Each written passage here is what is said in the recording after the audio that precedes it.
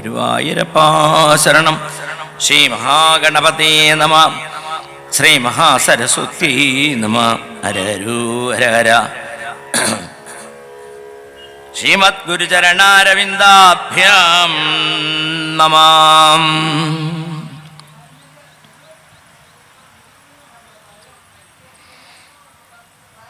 സജ്ജനങ്ങൾക്കെല്ലാവർക്കും വിനീതമായ നമസ്കാരം. സത്രത്തിലേക്ക്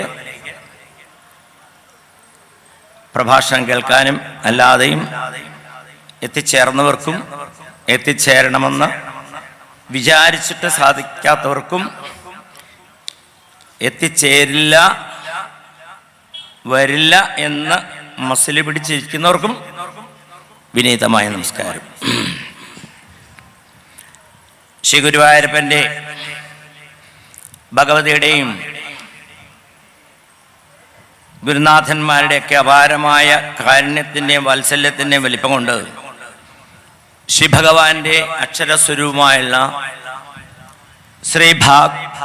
ശ്രീമദ് ഭാഗവത്തെ മുൻനിർത്തി സാക്ഷാൽ മാരംകുളങ്ങര ഭഗവതി നേരിട്ട് നടത്തുന്ന 42ാമത് സത്രം എന്ന് വിശേഷിപ്പിക്കുന്ന വേദിയിലേക്ക് കുറച്ചു നേരം ഈശ്വരവിചാരം ചെയ്യാൻ സാധിച്ചത് ജീവിതത്തിലെ ഏറ്റവും വലിയ ഭാഗ്യമായിട്ട് കരുതുന്നു. ഇവിടെ നമുക്ക് പറയേണ്ട വിഷയം ഗജേന്ദ്രമോക്ഷം എന്നുള്ളതാണ്.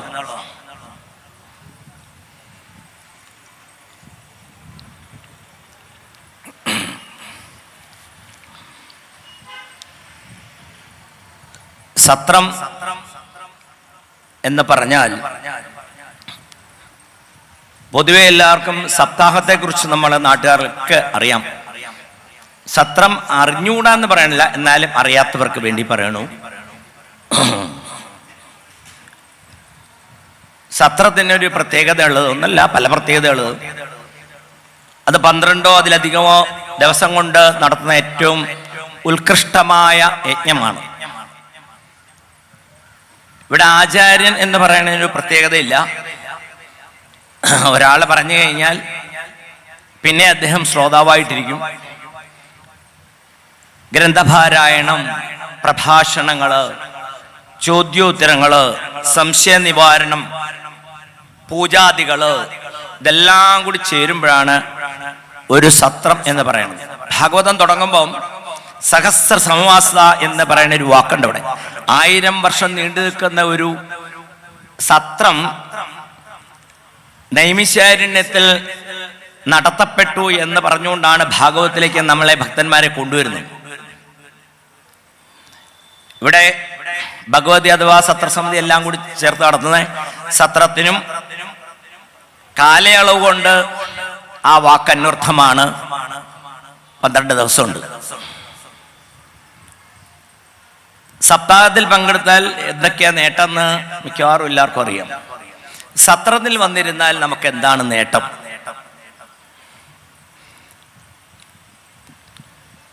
ആ സത്രം എന്ന് പറഞ്ഞ വാക്കിന്റെ അർത്ഥം എന്താണ് എന്ന് ആചാര്യസ്വാമികൾ അതിനെപ്പറ്റി ചിന്തിച്ചിട്ട് 3 വാക്കിൽ പറഞ്ഞത്രേ. വിശരണാഗതി എന്നൊക്കെയാണ് അദ്ദേഹം അതിനുപയോഗിച്ച വാക്ക്. അതിന്റെ അർത്ഥം എന്താന്ന് വെച്ചാല്, സത്രത്തിൽ വന്നിരുന്നാൽ നമുക്ക് ആ വാക്കിന്റെ അർത്ഥം പറയണു, ക്ഷയിക്കും, നശിക്കും, എത്തിച്ചേരും എന്നാണ് അദ്ദേഹം കണ്ടുപിടിച്ചത്. എന്താ ക്ഷയിക്കുക? ഇത് കേട്ട് കഴിഞ്ഞാൽ സാധാരണക്കാര് ഞെട്ടിപ്പോവും. അല്ലാതെ തന്നെ വല്ലാത്ത ക്ഷയമൊക്കെ വന്നിട്ടാണ് രോഗമല്ല, സാമ്പത്തിക ക്ഷയം, ആരോഗ്യത്തിന്റെ ക്ഷയം, ഇങ്ങനെയൊക്കെ വന്നിട്ടാണ്. എന്നാ അതല്ല അദ്ദേഹം ഉദ്ദേശിച്ചത്. ക്ഷയമെന്ന് പറഞ്ഞാൽ ജീവന്റെ ഗർഭക്ലേശം ക്ഷയിക്കും. പിന്നൊരർത്ഥം പറഞ്ഞത് നശിക്കും. എന്തു നശിക്കും? നമ്മുടെ ഉള്ളിൽ നമ്മുടെ സമ്പത്ത് നശിക്കുമെന്നോ അല്ലെ മറ്റെന്തെങ്കിലും ആണോന്ന് വെച്ചല്ല. അജ്ഞാനം നശിക്കും. അജ്ഞാനം നശിക്കുമ്പോഴാണ് ഈ ഗർഭക്ലേശാദികൾ മാറുക, അഥവാ ജനനം മരണം എന്നുള്ള ആ അവസ്ഥയിൽ നിന്ന് നമുക്ക് ജനിക്കാത്ത അവസ്ഥയിലേക്ക് വരാൻ സാധിക്കുക. അങ്ങനെ ജ്ഞാനോദയം ഉണ്ടായി ഈ വിഷയങ്ങളൊക്കെ തിരിച്ചു കഴിഞ്ഞാൽ നമ്മൾ എത്തിച്ചേരുന്നത്, അതാണ് എത്തിച്ചേരുക എന്ന് പറയുന്നത്, സച്ചിദാനന്ദ സ്വരൂപനായുള്ള ഭഗവാന്റെ പാദകമലത്തിലേക്ക് എത്തിച്ചേരാൻ സാധിക്കും. അപ്പൊ സത്രത്തിൽ വന്നിരുന്നാൽ ഉണ്ടാകുന്ന നേട്ടം, നമുക്ക് കഥ കേൾക്കാം, അത്യാവശ്യം വേണേ കാലങ്ങൾക്ക് ശേഷം കാണുന്ന ആൾക്കാരുടെ കുറച്ച് കുശലങ്ങളൊക്കെ പറഞ്ഞിരിക്കാം, ഊണ് കഴിക്കാൻ പോകാം, അതൊക്കെ ശരിയാണ്. പക്ഷെ ആധ്യാത്മികമായ ഉന്നതി എന്താണ്, നമ്മൾ പറയാൻ പോണ വിഷയം അത് തന്നെയാണ്. അങ്ങനെയുള്ളൊരു സത്രമാണ് ഇവിടെ നടത്തുന്നത്. ഇവിടെ ഈ സത്രം സംഘടിപ്പിച്ച് സംഘാടകർക്ക് ഒരു അഭിനന്ദനം കൊടുത്തുകൊണ്ട് വേണം ഞാൻ വിഷയത്തിൽ കിടക്കാൻ പോകുന്നത്. കാരണം ഇത്രയും മനോഹരമായ ഒരു വേദി, ഇത്രയും മനോഹരമായ ഒരു പന്തല്, അതുപോലെ എല്ലാം വളരെ ചിട്ടയായിട്ട് ചെയ്തിട്ടുണ്ട്. അതൊരു എളുപ്പമുള്ള കാര്യമല്ല. അതിനവര് ഒരുപാട് പ്രയത്നിച്ചിരിക്കുന്നു, ഒരുപാട് ഹാർഡ് വർക്ക്, എഫർട്ട് എടുത്തിട്ടുണ്ട്. അതുകൊണ്ട് തന്നെ അവരെ ഞാൻ ഒന്നുകൂടി അഭിനന്ദിക്കുന്നു. പക്ഷെ എന്നാലും ഒരു പ്രയാസമുണ്ട്. എന്താ പ്രയാസം എന്നാണെങ്കിൽ, ആവശ്യമില്ലാതെ എത്രയോ ആയിരക്കണക്കിന് കസേരകൾക്ക് വാടക കൊടുക്കേണ്ടി വരുമല്ലോ എന്നൊരു പ്രയാസം. ഈ കസേരകളൊക്കെ ഒഴിഞ്ഞു കിടക്കാണല്ലോ കഴിഞ്ഞ ദിവസങ്ങളായിട്ട് കാണുന്നുണ്ട്. എങ്ങനെ വന്നു എന്നാണ് ഒരു സംശയം. കലവൂര് ആളുകളില്ലാഞ്ഞിട്ടാണോ? ആലപ്പുഴ ജില്ലയിൽ ആളുകളില്ലാഞ്ഞിട്ടാണോ? പോരാ, ഏറ്റവും കൂടുതൽ സത്രം നടന്ന ജില്ലയാണ് ആലപ്പുഴ. 7ഓളം സത്രങ്ങള് ഇവിടെ നടന്നിട്ടുണ്ട് ആലപ്പുഴ പല ഭാഗങ്ങളിലായിട്ട്. എന്നിട്ടും ആളില്ലെന്നുള്ളൊരു വിഷമുണ്ട്. ഇതൊക്കെ നിറഞ്ഞിരുന്ന് ഈ ആചാര്യന്മാരുടെ മുഖാരവിന്ദങ്ങളിൽ നിന്ന് ഒഴിവരുന്ന കഥകളും അതിൻ്റെ സാരങ്ങളും അതിൻ്റെ ആ ആന്തരിക അർത്ഥങ്ങളും മനസ്സിലാക്കി ജീവിതത്തെ സമ്പുഷ്ടമാക്കേണ്ട, സാർത്ഥകമാക്കേണ്ട, ധന്യമാക്കേണ്ട ഭക്തന്മാർ എത്തുന്നില്ല. അടുത്ത ദിവസം കൂടി തൊട്ടെങ്കിലും, അഥവാ അടുത്ത പ്രഭാഷണത്തിൽ തൊട്ട് ആൾക്കാർ വന്ന് നിറഞ്ഞിരിക്കണമേ. അതിന് ഈ ഗുരുവായൂരപ്പൻ അവരുടെ ഉള്ളിലേക്ക് പ്രവേശിച്ച് കൊണ്ടുവരണമേ എന്നുള്ളൊരു പ്രാർത്ഥനയുണ്ട്. ഇനി നമുക്ക് വിഷയത്തിലേക്ക് വരാം. അഷ്ടമസ്കന്ധത്തിലെ ആദ്യത്തെ 4 അധ്യായങ്ങളിൽ കൂടെ പോകുന്ന ഗജേന്ദ്രമോക്ഷമാണ് നമ്മുടെ വിഷയം. ഇപ്പൊ പറഞ്ഞു നിർത്തിയത് നരസിംഹമൂർത്തിയുടെ ക്രോധം ശമിപ്പിക്കാൻ വേണ്ടി കേവലം 5 വയസ്സ് മാത്രം പ്രായമുള്ളതും അസുരയോനിയിൽ പിറന്നുമായുള്ള ഉണ്ണി വീണ്ടും നമസ്കരിച്ചുകൊണ്ട് അച്ഛന്റെ നണങ്ങളെ വരേണ്ടതായിട്ടുള്ള കൈകളുകൊണ്ട് മഹാപ്രഭുവായുള്ള നരസിംഹമൂർത്തി വാരിയെടുത്ത് മടി വെച്ച് തലോടി. അതിന്റെ ഫലമായിട്ട് അദ്ദേഹം 43 ശ്ലോകങ്ങളിലൂടെ ഘനഗംഭീരമായ രീതിയിൽ സ്തുതിച്ച് ആ ഭഗവാന്റെ ക്രോധം, ദേഷ്യം മാറ്റി പേടിച്ചെന്ന ബ്രഹ്മാവിന് പോലും തിരിച്ചു വരാൻ സാധിക്കുന്ന രീതിയിൽ സമാധാനിപ്പിച്ച ഒരു രംഗം നമ്മൾ കണ്ടു. അവിടെ തിരുമേനി പ്രഭാഷണത്തിൽ പറഞ്ഞു, നമേ ഭക്ത പ്രണശ്യതി, ഇതാണ് ഭഗവാന്റെ ഉറക്കെയുള്ള പ്രഖ്യാപനം. എൻ്റെ ഭക്തന് നാശമില്ല. ഭാഗവതത്തിലെ പല സ്ഥലത്ത് നമുക്ക് പ്രഖ്യാപിച്ചു തരും, എൻ്റെ ഭക്തന് നാശമില്ല.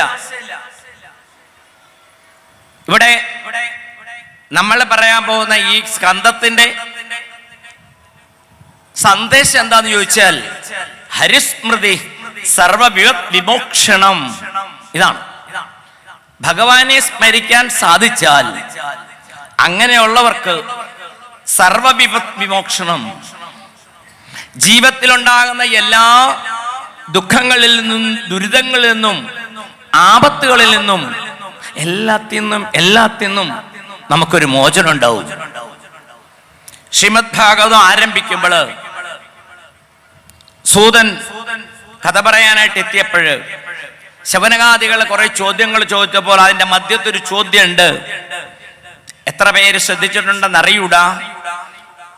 എന്താ ചോദ്യം എന്നാണെങ്കിൽ,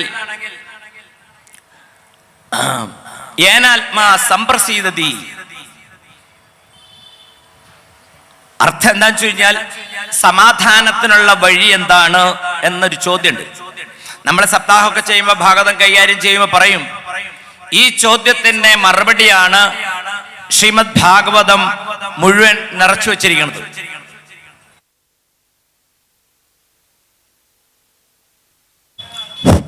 ആർക്ക് വേണ്ടിയിട്ടാണെങ്കിൽ ശൗനകാദികൾ വേദം പഠിച്ചവരാണ്, അറിവിന്റെ നിറകുടമാണ്, ഭക്തന്മാരാണ്, ഒക്കെയാണ്. അവർക്ക് സമാധാനം ഇല്ലാത്ത അവസ്ഥയില്ല, ഭയമില്ല. എന്നിട്ടും ചോദിച്ചു. അവരൊക്കെ പരോപകാരികളാണ്, മറ്റുള്ളവർക്ക് നന്മ ചെയ്യാൻ വേണ്ടി ജന്മം എടുത്തിരിക്കുന്നവരാണ്. അപ്പൊ ആ ചോദ്യം നമ്മളെ പോലുള്ള സമാധാനം ഇല്ലാത്തവർക്ക് വേണ്ടിയിട്ടാണ്. അപ്പൊ ഭാഗവതത്തിന്റെ മുമ്പിലേക്ക് ആരാ വരണ്ടെന്നാണെങ്കിൽ എല്ലാവർക്കും വരാം, പക്ഷെ പ്രത്യേകിച്ച് സമാധാനം ഇല്ലാത്തവര് എത്തിച്ചേരുക. അപ്പൊ ഒരു ചോദ്യം, സമാധാനം ഇല്ലാത്തവർ എന്നാ പോരെ ഭാഗവതി, മതി. അപ്പൊ മറിച്ച് അങ്ങോട്ടൊരു ചോദ്യം, ആർക്കാണ് പൂർണ്ണമായിട്ട് സമാധാനം ഉള്ളത്?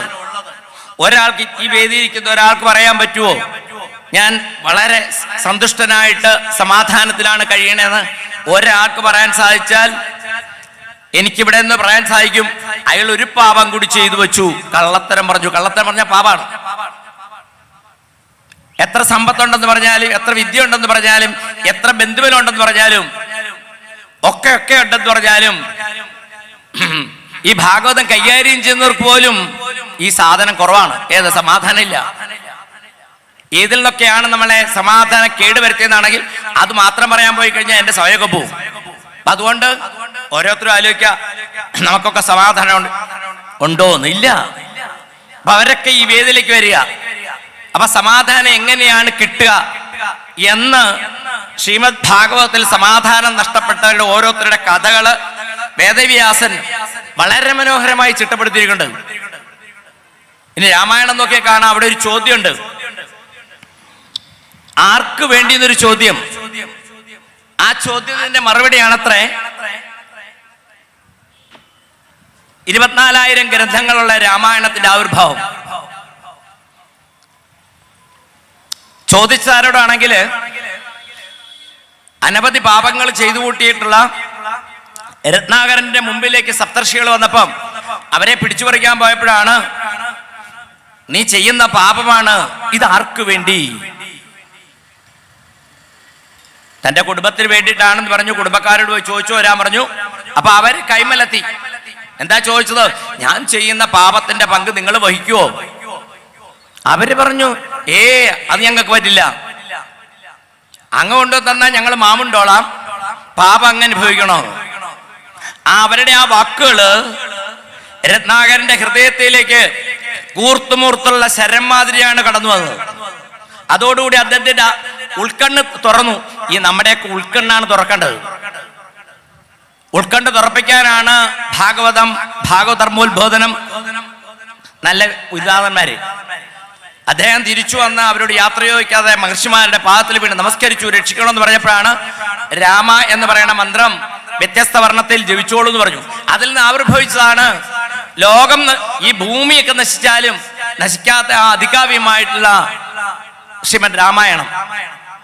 ഈ ചോദ്യം അന്ന് മഹർഷിമാര് രത്നാകരനോട് ചോദ്യം നമ്മളോടൊക്കെ ചോദിക്കുന്നുണ്ട്. ആർക്ക് വേണ്ടിയാണ് നമ്മള് ഈ അരുതാത്ത കർമ്മങ്ങളൊക്കെ ചെയ്യുക, കള്ളത്തരം പറയുക, പാപം ചെയ്തു കൂട്ടുക? നമ്മൾ ഓരോരുത്തരും ചോദിച്ചിട്ട് ഉത്തരം കണ്ടുപിടിക്കുക, രക്ഷപ്പെടാനുള്ള മാർഗം തേടുക, നേടുക, അല്ലേ? അപ്പൊ അങ്ങനെ ആവിർഭവിച്ച ഭാഗവതമാണ് ഇവിടെ സത്രരൂപത്തിൽ നടക്കുന്നത്. എന്തിനാ സത്രം ഭാഗവത സപ്താഹമൊക്കെ നടക്കുന്നത്? അതിന്റെ ഉദ്ദേശം എന്താണെന്ന് പറഞ്ഞാൽ പ്രധാന ഇതാണ്, ധർമ്മോത്ബോധനം. ഭാഗവത്തിൽ കൂടെ പറയുന്ന ആളുടെ ധർമ്മം, അതിന്റെ പേരാണ് ഭാഗവധർമ്മം. അതിനെ മറ്റൊരു രീതിയിൽ പറഞ്ഞാൽ സനാതന ധർമ്മം. അതിന്റെ ഉടമകളാണ് ഭാരതീയര്. ഇതെങ്ങനെയാണ് നമ്മുടെ ജീവിതം എങ്ങനെയാണ് ചിട്ടപ്പെടുത്തേണ്ടത്, എങ്ങനെയാണ് നമ്മുടെ ലൈഫ് ജീവിതം ധർമ്മ മാർഗത്തിലൂടെ കൊണ്ടുപോകേണ്ടത് എന്ന് പഠിപ്പിക്കുന്ന ഒരു ഉത്തമ ഗ്രന്ഥം, ഒരു ഒറ്റമൂല്യാണ് ശ്രീമദ് ഭാഗവതം. ഏകം ഭാഗവതം ശാസ്ത്രം എന്ന് പറയുന്നുണ്ട്. പല പല ശാസ്ത്രങ്ങളുണ്ടെങ്കിലും പലതിന്റെ പിന്നാലെ എന്തിനു പോണു നിങ്ങള്? ഈ ഭാഗവതമാകുന്ന രത്നം, ഭാഗവതമാകുന്ന അമൃതിരുന്നിട്ട് ചുക്കുവെള്ളത്തിന്റെയും മോരുവെള്ളത്തിന്റെയും പിന്നാലെ ആരെങ്കിലും പോവോ? അതുകൊണ്ട് അതിനെ ആശ്രയിക്കൂ എന്ന് ഉറക്കെ പ്രഖ്യാപിക്കുന്നു നമ്മുടെ ഭാഗവതം.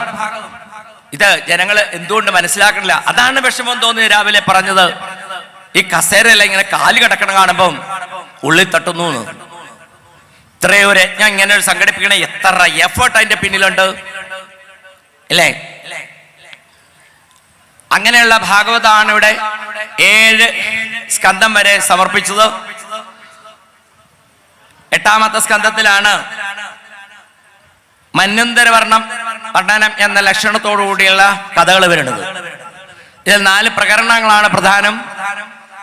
പ്രസിദ്ധമായ ഗജേന്ദ്രമോക്ഷം, പിന്നെ 5 അധ്യായങ്ങളെ കൊണ്ട് ബാലാഴിമഥനം, പിന്നെ 9 പ്രഹ്ലാദൻ പറയണ നവവിധ ഭക്തിസാധനങ്ങളെ സൂചിപ്പിച്ചുകൊണ്ട് 9 അധ്യായങ്ങളുടെ വാമനാവതാരം, പിന്നെ 24ാമത്തെ അധ്യായത്തില് മത്സ്യാവതാരം. ഇങ്ങനെയുള്ള 4 പ്രകരണങ്ങൾ. മന്വന്തര വർണ്ണം എന്ന് പറഞ്ഞാൽ എന്താണ്? മനുക്കളുടെ ഭരണകാലത്തെ പറ്റി വർണ്ണിക്കുന്നത്. അതിനെ സദ്ധർമ്മ നിരൂപണം എന്നുകൂടി ഒരർത്ഥം പറയും. എന്താ അതിന്റെ അർത്ഥം എന്നാണെങ്കിൽ, മനുഷ്യരുടെ ദുർവാസനകളെ നശിപ്പിച്ച് ശുദ്ധമായ അന്തരകരണന്മാരാക്കാൻ യോഗ്യമായ ധർമ്മങ്ങള് മനുക്കള് അനുഷ്ഠിക്കുകയും കാണിച്ചു കൊടുക്കുകയും ചെയ്തുകൊണ്ടാണ് അത്ര അതിനെ മന്വന്തര വർണ്ണനം എന്ന് പറയുന്നത്. ഇവിടെ കഥ കേട്ടുകൊണ്ടിരിക്കുന്ന ശ്രീപരീക്ഷിത് മഹാരാജാവ് തന്റെ ഗുരുനാഥനായി തന്റെ മുമ്പിൽ ഇരുന്ന് കഥ പറഞ്ഞുകൊണ്ടിരിക്കുന്ന ശിശുബ്രഹ്മർഷിയോട് ആവശ്യപ്പെടുകയാണ്. അവിടുന്ന് സ്വയംഭുവിന്റെ വംശ വർണ്ണന നേരെ ഭംഗിയായിട്ട് വിസ്തരിച്ചു. ഇനിയും യദ്യസ്മിന്നന്തരേ ബ്രഹ്മൻ ഭഗവാൻ വിശ്വഭാവന കൃതവാൻ കുരുനേ കർത്ത യതീതേനാഗതേദ്യവാം. പ്രപഞ്ചകർത്താവായുള്ള തന്ത്രിവടിയുടെ ഭഗവാന്റെ ആ മന്വന്തരങ്ങളെല്ലാം അങ്ങനെ ഇനിയും വിസ്തരിച്ചു വരണം. പോയ മനുക്കളുടെ ഇനി പറയണം, ഇപ്പോൾ ഭരിച്ചുകൊണ്ടിരിക്കുന്ന മനുക്കളുടെയും കഥ പറയണം, വരാൻ പോകുന്ന മനുക്കളുടെയും കഥ പറഞ്ഞു തരണം എന്ന് പറഞ്ഞുകൊണ്ട് ഒരു ചോദ്യം ചോദിച്ചപ്പോഴാണത്രേ അത് പറയാനായിട്ട് അദ്ദേഹം പുറപ്പെട്ടത്. എന്താണ് ഈ മന്വന്തരം എന്ന് പറഞ്ഞാൽ? മനു ഈ പ്രപഞ്ച പരിപാലനം ചെയ്യുന്നതുകൊണ്ടാണ്, പ്രജകളെ പരിപാലനം ചെയ്യുന്നതുകൊണ്ടാണ് മന്വന്തരം എന്ന് പറയാ. അങ്ങനെ ഈ മന്വന്തരം എന്ന് പറഞ്ഞാൽ ഒരു കാലത്തിന്റെ അളവ് കൂടെയാണ്. ശിഷ്യന്മാര് കാലത്തിനെ 3 തിരിച്ചിട്ടുണ്ട്. അത് കാലഗണന, മന്വന്തരം, യുഗം, കൽപ്പം എന്നിങ്ങനെയൊക്കെയാണ്. ഈ പ്രപഞ്ച നിർമ്മിതി ചെയ്ത ഭഗവാനാണെന്ന് പറഞ്ഞാലും ഭഗവാൻ ബ്രഹ്മാവിനെ കൊണ്ടാണ് സൃഷ്ടികളെല്ലാം ചെയ്ത് ഇത് നിർമ്മിച്ചിരിക്കുന്നത്. അങ്ങനെ പ്രപഞ്ച നിർമ്മിതി ചെയ്യുന്നതായിട്ടുള്ള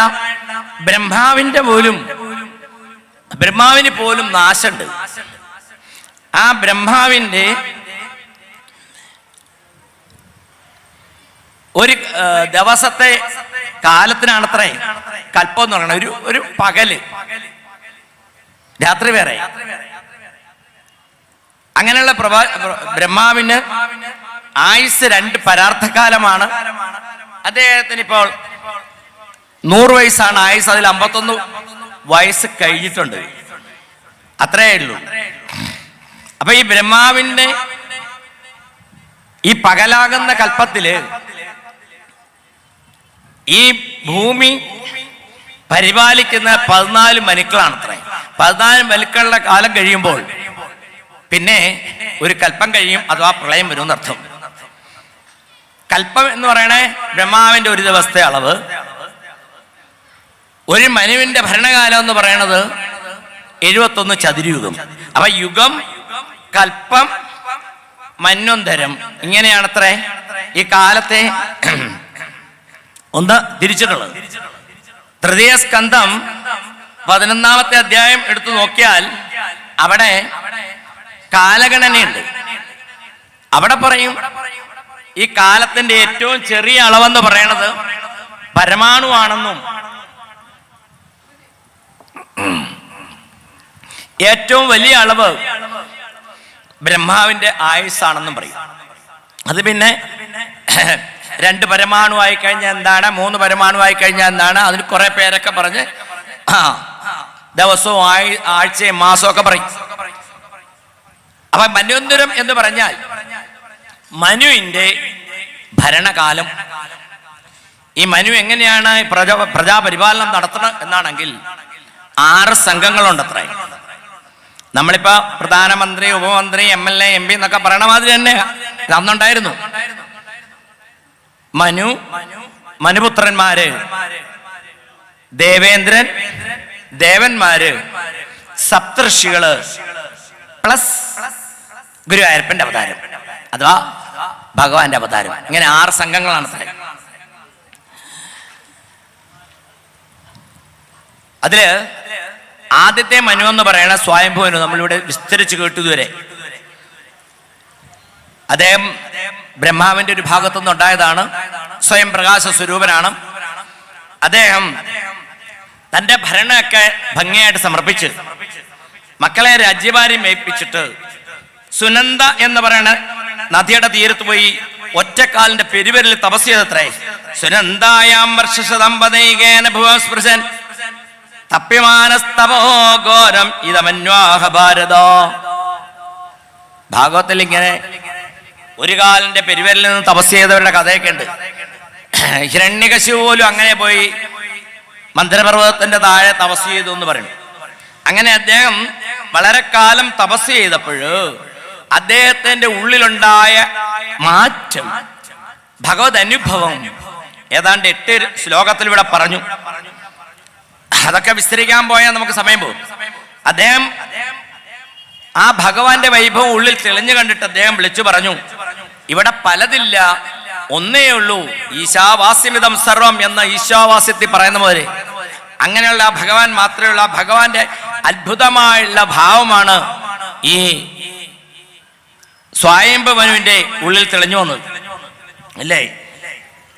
ആത്മസ്വരൂപം എന്താണെന്ന് അദ്ദേഹം ഇവിടെ വ്യക്തമാക്കി പറഞ്ഞു. ആ ആത്മാവാണ്, തന്റെ ഉള്ളിൽ തെളിഞ്ഞു വന്നുള്ള ആത്മാവാണ് ഈ പ്രപഞ്ച സൃഷ്ടി സ്ഥിതി സംഹാരങ്ങളൊക്കെ ചെയ്യുന്നത് എന്നിവിടെ കുറിച്ചു. ഈ ആത്മസ്വരൂപത്തെ, ഭഗവാനെ, ബ്രഹ്മത്തെ കാണാൻ പറ്റുമോ, എങ്ങനെ ഇരിക്കുമെന്ന് പറയാൻ പറ്റുമോ? ഇവിടെ പല ആചാര്യന്മാരും പറഞ്ഞു കാണും. നമുക്ക് ഈ പ്രപഞ്ച വിഷയങ്ങളെയൊക്കെ കണ്ട്, കേട്ട്, മണത്ത്, തൊട്ട് ഒക്കെ അറിയാം. 5 തരത്തിലറിയാൻ പറ്റുള്ളൂ. കണ്ടറിയാം, കേട്ടറിയാം, തൊട്ടറിയാം, മണത്തറിയാം, രുചിച്ചറിയാം, നാവ് കൊണ്ടറിയാം. 6ാമതൊരു തലമില്ല.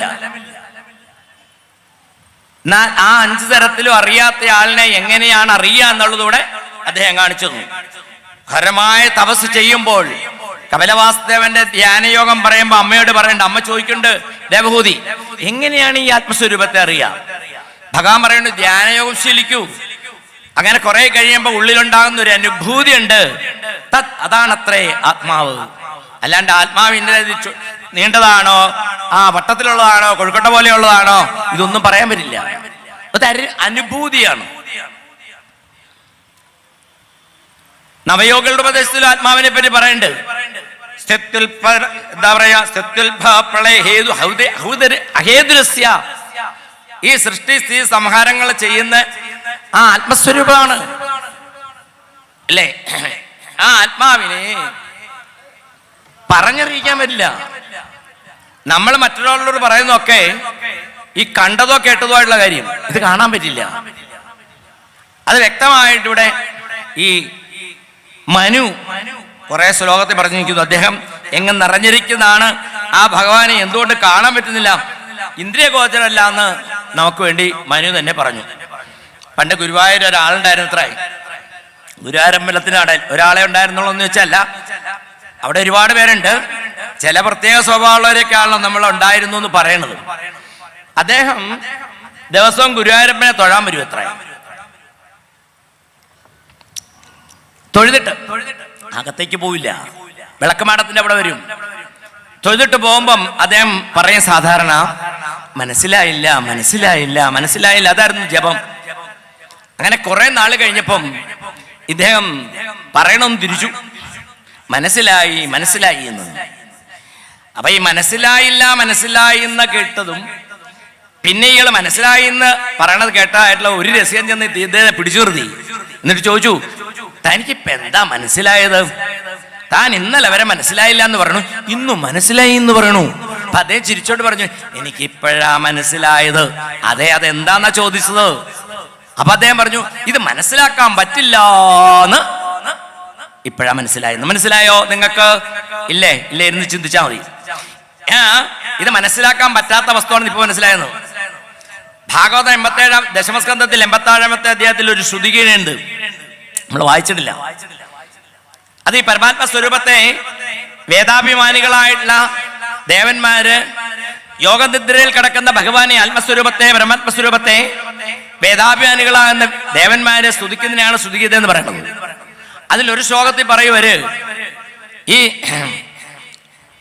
ഭഗവാൻ എന്നെ അറിയാൻ എങ്ങനെയാണെന്ന് ചോദിച്ചു കഴിഞ്ഞാൽ അവിടെ പറയണത്, അറിയാൻ പറ്റില്ല എന്ന് അറിയാൻ സാധിച്ചാൽ അതാണ് അറിവിന്റെ വാസ്തവ സ്വരൂപം എന്ന് പറഞ്ഞാൽ ഗുരുവായൂരമ്പലത്തിന്റെ നടയെന്ന് പറഞ്ഞ ആൾ പറഞ്ഞ സന്ദേശം തന്നെ അതങ്ങനെ പറഞ്ഞു കൊടുക്കാവുന്നതല്ല എന്നൊക്കെ ഇവിടെ മനുവും പറഞ്ഞു. അതിനുശേഷം സ്വയംഭുവിന്റെ കഥ കഴിഞ്ഞ് അദ്ദേഹം ആ ഭഗവാനെ നമസ്കരിക്കുന്നതായിട്ടൊക്കെ പറഞ്ഞതിന് ശേഷം പിന്നെ നമ്മള് രണ്ടാമത്തെ ആ മനുവിനെ ചിലര് ഉപദ്രവിക്കാനായിട്ട് വന്നതായിട്ട് പറഞ്ഞു. ആ സമയത്ത് എന്തായി എന്നാണെങ്കിൽ ഇതി മന്ത്രോപനിഷദം വ്യാകരന്തം സമാഹിതം അങ്ങനെ ഒറ്റക്കാലിന്റെ പെരുവലിൽ നിന്ന് ഭഗവാനെ സേവിച്ചുകൊണ്ടിരിക്കണ ഈ മനുവിനെ ഇല്ലാതാക്കാൻ ചില രാക്ഷസന്മാര് വന്നു എന്ന് ഇവിടെ പറയാണ്. അപ്പൊ എന്തു വന്നു എന്നാണെങ്കിൽ തന്റെ ഭക്തനെ ദ്രോഹിക്കാൻ വന്ന ഗുരുവായൂരപ്പൻ വെറുതെ വിടില്ല. അതൊറക്കെ നമുക്ക് പറയാം. ഇന്നലെ നാളെ അവരുടെ ആ അനുഭവം വന്നിരിക്കും, യാതൊരു സംശയമില്ലത്. നമ്മള് ഉപ്പ് നിന്നാൽ വെള്ളം കുടിക്കുക എന്നുള്ളൊരു പൊതു തത്വമുണ്ട്. അത് അനുഭവിച്ചേ തീർക്കാൻ പറ്റുള്ളൂ, അതിന് ആരും പങ്കുവെക്കാൻ പറ്റില്ല. ഇവിടെ ഭഗവാൻ അത് വ്യക്തമാക്കണു. ഈ മനുവിനെ ഉപദ്രവിക്കാൻ വന്ന രാക്ഷസന്മാരെ നിഗ്രഹിക്കാൻ വേണ്ടി ഭഗവാൻ യജ്ഞമൂർത്തിയായിട്ട് അവിടെ പ്രത്യക്ഷപ്പെട്ടു.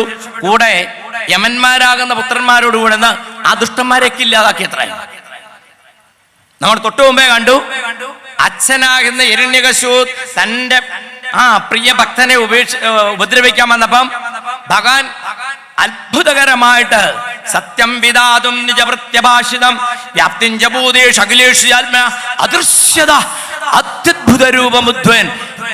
അത്യത്ഭുത രൂപമുദ്വൻ എന്ന് വേറൊരു അവതാരത്തിൽ പറഞ്ഞു എന്നറിഞ്ഞൂടാ ശിശുപരി. അങ്ങനെ ഭഗവാൻ ഇറങ്ങി വന്നു. ഭഗവാൻ കയറി തൂണിലിരുന്നു തന്റെ ഭക്തനെ രക്ഷിക്കാൻ. അതാണ് ഗുരുവായൂരപ്പൻ.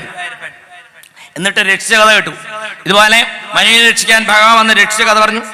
അതിനുശേഷം പിന്നെ രണ്ടാമത്തെ മനു എന്ന് പറയണ സാരോജിഷൻ എന്നാണ് പേര്. അഗ്നിയുടെ പുത്രനാണ്. ആ സാരോജിഷന്റെ കഥയും അധികം വിസ്തരിക്കാതെ പറഞ്ഞു. മൂന്നാമത്തെ മനുവാണ്. ഉത്തമൻ എന്ന് പറഞ്ഞു കഴിഞ്ഞാൽ പ്രസിദ്ധനായുള്ള സ്വയംഭു മനുവിന്റെ പുത്രനായിട്ടുള്ള പ്രിയവ്രതന്റെ പുത്രനാണ് ഉത്തമന്റെ സഹോദരനാണ് താമസമനു. താമസമന്റെ തരത്തിലെ കഥയാണ് നമുക്ക് പറയേണ്ടത്. ആ മനുക്കളെ ഒന്ന് സൂചിപ്പിച്ചിട്ട് കഥയിലേക്ക് വരാന്ന് വെച്ചിട്ടാണ്. അപ്പൊ ആ താമസ മനുവിന്റെ കാലത്ത് ഇവിടെ ശിശുവൻ പറയുകയാണ്, ഭഗവാൻ ഹരിയായിട്ട് വന്ന് ഒരു ആനയുടെ കാലിൽ കടിച്ച അഥവാ പിടിച്ച മുതലെ രക്ഷിക്കാൻ ഭഗവാൻ വന്നു എന്ന് പറഞ്ഞു. ശ്രീ ഹരി രൂപത്തിലെ ഭഗവാൻ വന്ന് ആ മുതലയുടെ കടിയിൽ നിന്ന് ആനയെ രക്ഷിച്ചു എന്ന് പറഞ്ഞു. കഥ കേട്ടുകൊണ്ടിരുന്ന പരീക്ഷിത് മഹാരാജന് ആശ്ചര്യായി. ഒരു ആനയെ രക്ഷിക്കാൻ ഭഗവാൻ ഒരു അവതാരം എടുക്കുവോ? അതെ. അതുകൊണ്ട് പറയുന്നു, തൽക്കഥാസുമുഖൽ പുണ്യം ധന്യം സ്വസ്തേനം ശുഭം എത്രയെത്രോത്രമ ശ്ലോകോ ഭഗവാൻ ഗീയതേ ഹരി. ശ്രീഹരിയുടെ കഥ അത് മറ്റു കഥകളെ പോലല്ല അല്ലെ. നമ്മുടെ കഥകളൊക്കെ പറയാൻ പോയി ആരെ കേൾക്കല്ലേ? എത്ര നേരം കേൾക്കും? തുടങ്ങിയാൽ തന്നെ ആൾക്കാർ കോട്ടമായിട്ടിട്ട് പോകും. ഇവിടെ ഈ പരീക്ഷിത് മഹാരാജാവ് ശിശുബ്രഹ്മർഷിയുടെ മുമ്പേ 3-4 ദിവസമായിട്ട് ഇരുന്നിട്ട് ഒരു കോട്ടവായും വിടണില്ല, വാച്ച് നോക്കണില്ല, വെള്ളം ഇടയ്ക്കിടയ്ക്ക് കുടിക്കണില്ല. നമ്മളൊക്കെ വെള്ളം ഇടയ്ക്ക് കുടിക്കണോ? ട്രോട്ട് ഡ്രൈ ആകണു, അതുപോലും വേണ്ട. അങ്ങനെ ഈ കഥ കേട്ട പറയാണ്, തൽക്കഥാസു മുഖൽ പുണ്യം ധന്യം സ്വസ്തിയനം ശുഭം. ഭഗവാന്റെ കഥ കേട്ടിരുന്നാല് ധനം വരും, യശസ് വരും, കീർത്തി വരും, അതൊക്കെ ഭൗതികമായിട്ട് നേട്ടം. പക്ഷെ അവസാനം എത്രോത്തമ ശ്ലോകോ ഭഗവാൻ ഗീതേരി, ആ മോക്ഷം വരെ കിട്ടുന്നതാണ്. അതുകൊണ്ട് ആ കഥ പറഞ്ഞു തരൂ എന്ന് പറഞ്ഞപ്പോഴാണത്രേ കേട്ടോളൂ എന്ന് പറഞ്ഞുകൊണ്ട് ശിശുബ്രഹ്മർഷി 3 അധ്യായത്തില് ഈ ഗജേന്ദ്രമോക്ഷം കഥ പറഞ്ഞു. ആ കഥ ഇങ്ങനെ ആരംഭിക്കുന്നു. ആസീൽ ഗിരിവരോ രാജൻ ത്രികൂടൈതി വിശ്വത ചീരോദേനാവൃത ശ്രീമാൻ യോജനായുധമുഷിത. കുട്ടികളോട് കഥ പറയില്ല നമ്മള്, once upon a time a long ago എന്നൊക്കെ. അതുപോലെയാണ് ശിശുബ്രഹ്മർഷി തന്റെ ഉപയോഗിക്കുന്ന ശിഷ്യനായിട്ടുള്ള പരീക്ഷിത്താകുന്ന കുട്ടിയോട് കഥ പറഞ്ഞോളൂ. അഥവാ നമ്മളാകുന്ന കുട്ടികളോട്. പണ്ട് ക്ഷീരസാഗരത്തില് ഒരു ദ്വീപുണ്ടായിരുന്നു. ആ ദ്വീപില് ത്രികൂടം എന്ന് പറയുന്ന ഒരു പർവ്വതം ഉണ്ടായിരുന്നു. ആ പർവ്വതത്തിന് എന്താ പ്രത്യേകത ആണെങ്കിൽ അത് 3 ഗുണങ്ങളെ കൊണ്ട് ചിട്ടപ്പെടുത്തിയാണ് അത്രേ. സത്വഗുണ, രജോ ഗുണ, തമോ ഗുണത്തിൽപ്പെട്ടായിരുന്ന ആ പർവ്വതത്തിന്റെ 3 ശൃംഗങ്ങൾ എന്ന് പറഞ്ഞാൽ സ്വർണം കൊണ്ടും വെള്ളി കൊണ്ടും ഇരുമ്പ് കൊണ്ടും നിർമ്മിതമായിരുന്നത്രേ. അങ്ങനെയുള്ള ആ പർവ്വതത്തിന് ചുറ്റും 10,000 യോജന ചുറ്റളവ്, 10,000 യോജന പൊക്കമുള്ള ആ പർവ്വതത്തിന്റെ ചുറ്റും അനവധി കാടുകള്, മൃഗങ്ങളൊക്കെ ഉണ്ടായിരുന്നു. പാൽക്കടലിൽ നിന്ന്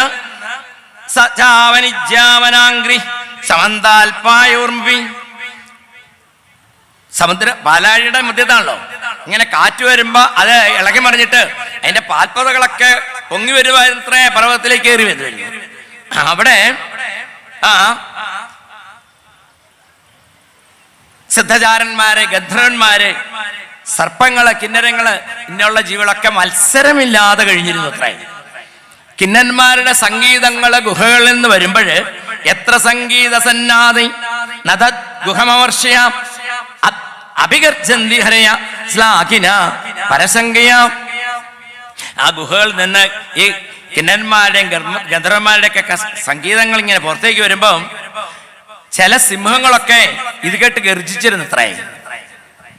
സിംഹങ്ങൾക്ക് അതൊന്നും ഇഷ്ടമല്ല. പക്ഷെ ആരെയും ഉപദ്രവിച്ചതായിട്ട് പറയണില്ല, അവർക്ക് ഗർജന വന്നു. അങ്ങനെ ചിലപ്പോ ഭാഗവതം കേൾക്കുമ്പോൾ ചിലർക്കത് ഇഷ്ടമല്ല. എന്താ ചെയ്യാല്ലേ? അങ്ങനെയുണ്ടല്ലോ.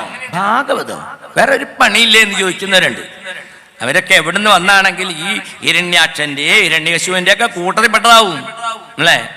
അങ്ങനെ പലതരം മൃഗങ്ങള്, പക്ഷികള്, വൃക്ഷങ്ങള്, ഒക്കെ നിറഞ്ഞ ഒരു പ്രദേശം.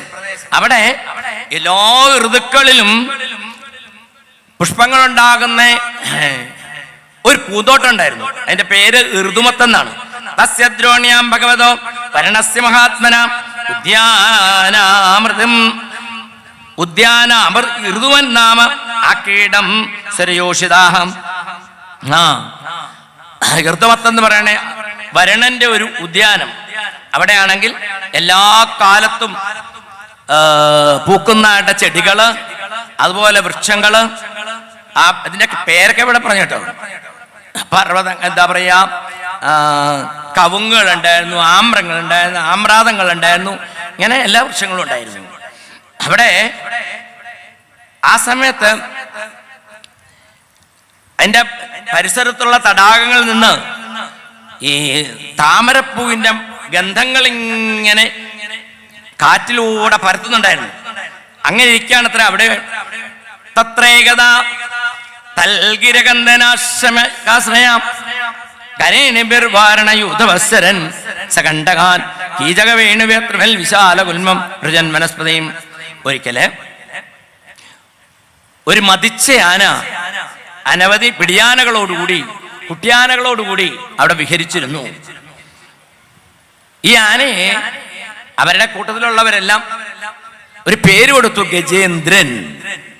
അങ്ങനെ ആ ഗജേന്ദ്രനും കൂട്ടം അവിടെ കഴിഞ്ഞ സമയത്ത് തൽഗന്ധമാത്രയോ ഗജേന്ദ്ര വ്യാഘ്രാതയോ വ്യാളമൃഗാസകറ്റ മഹോരഗശ്ചാവ്യ ഭയാൽ ദ്രവന്തി സഗൗരകൃഷ്ണാശരവാശ്ചമരിയ.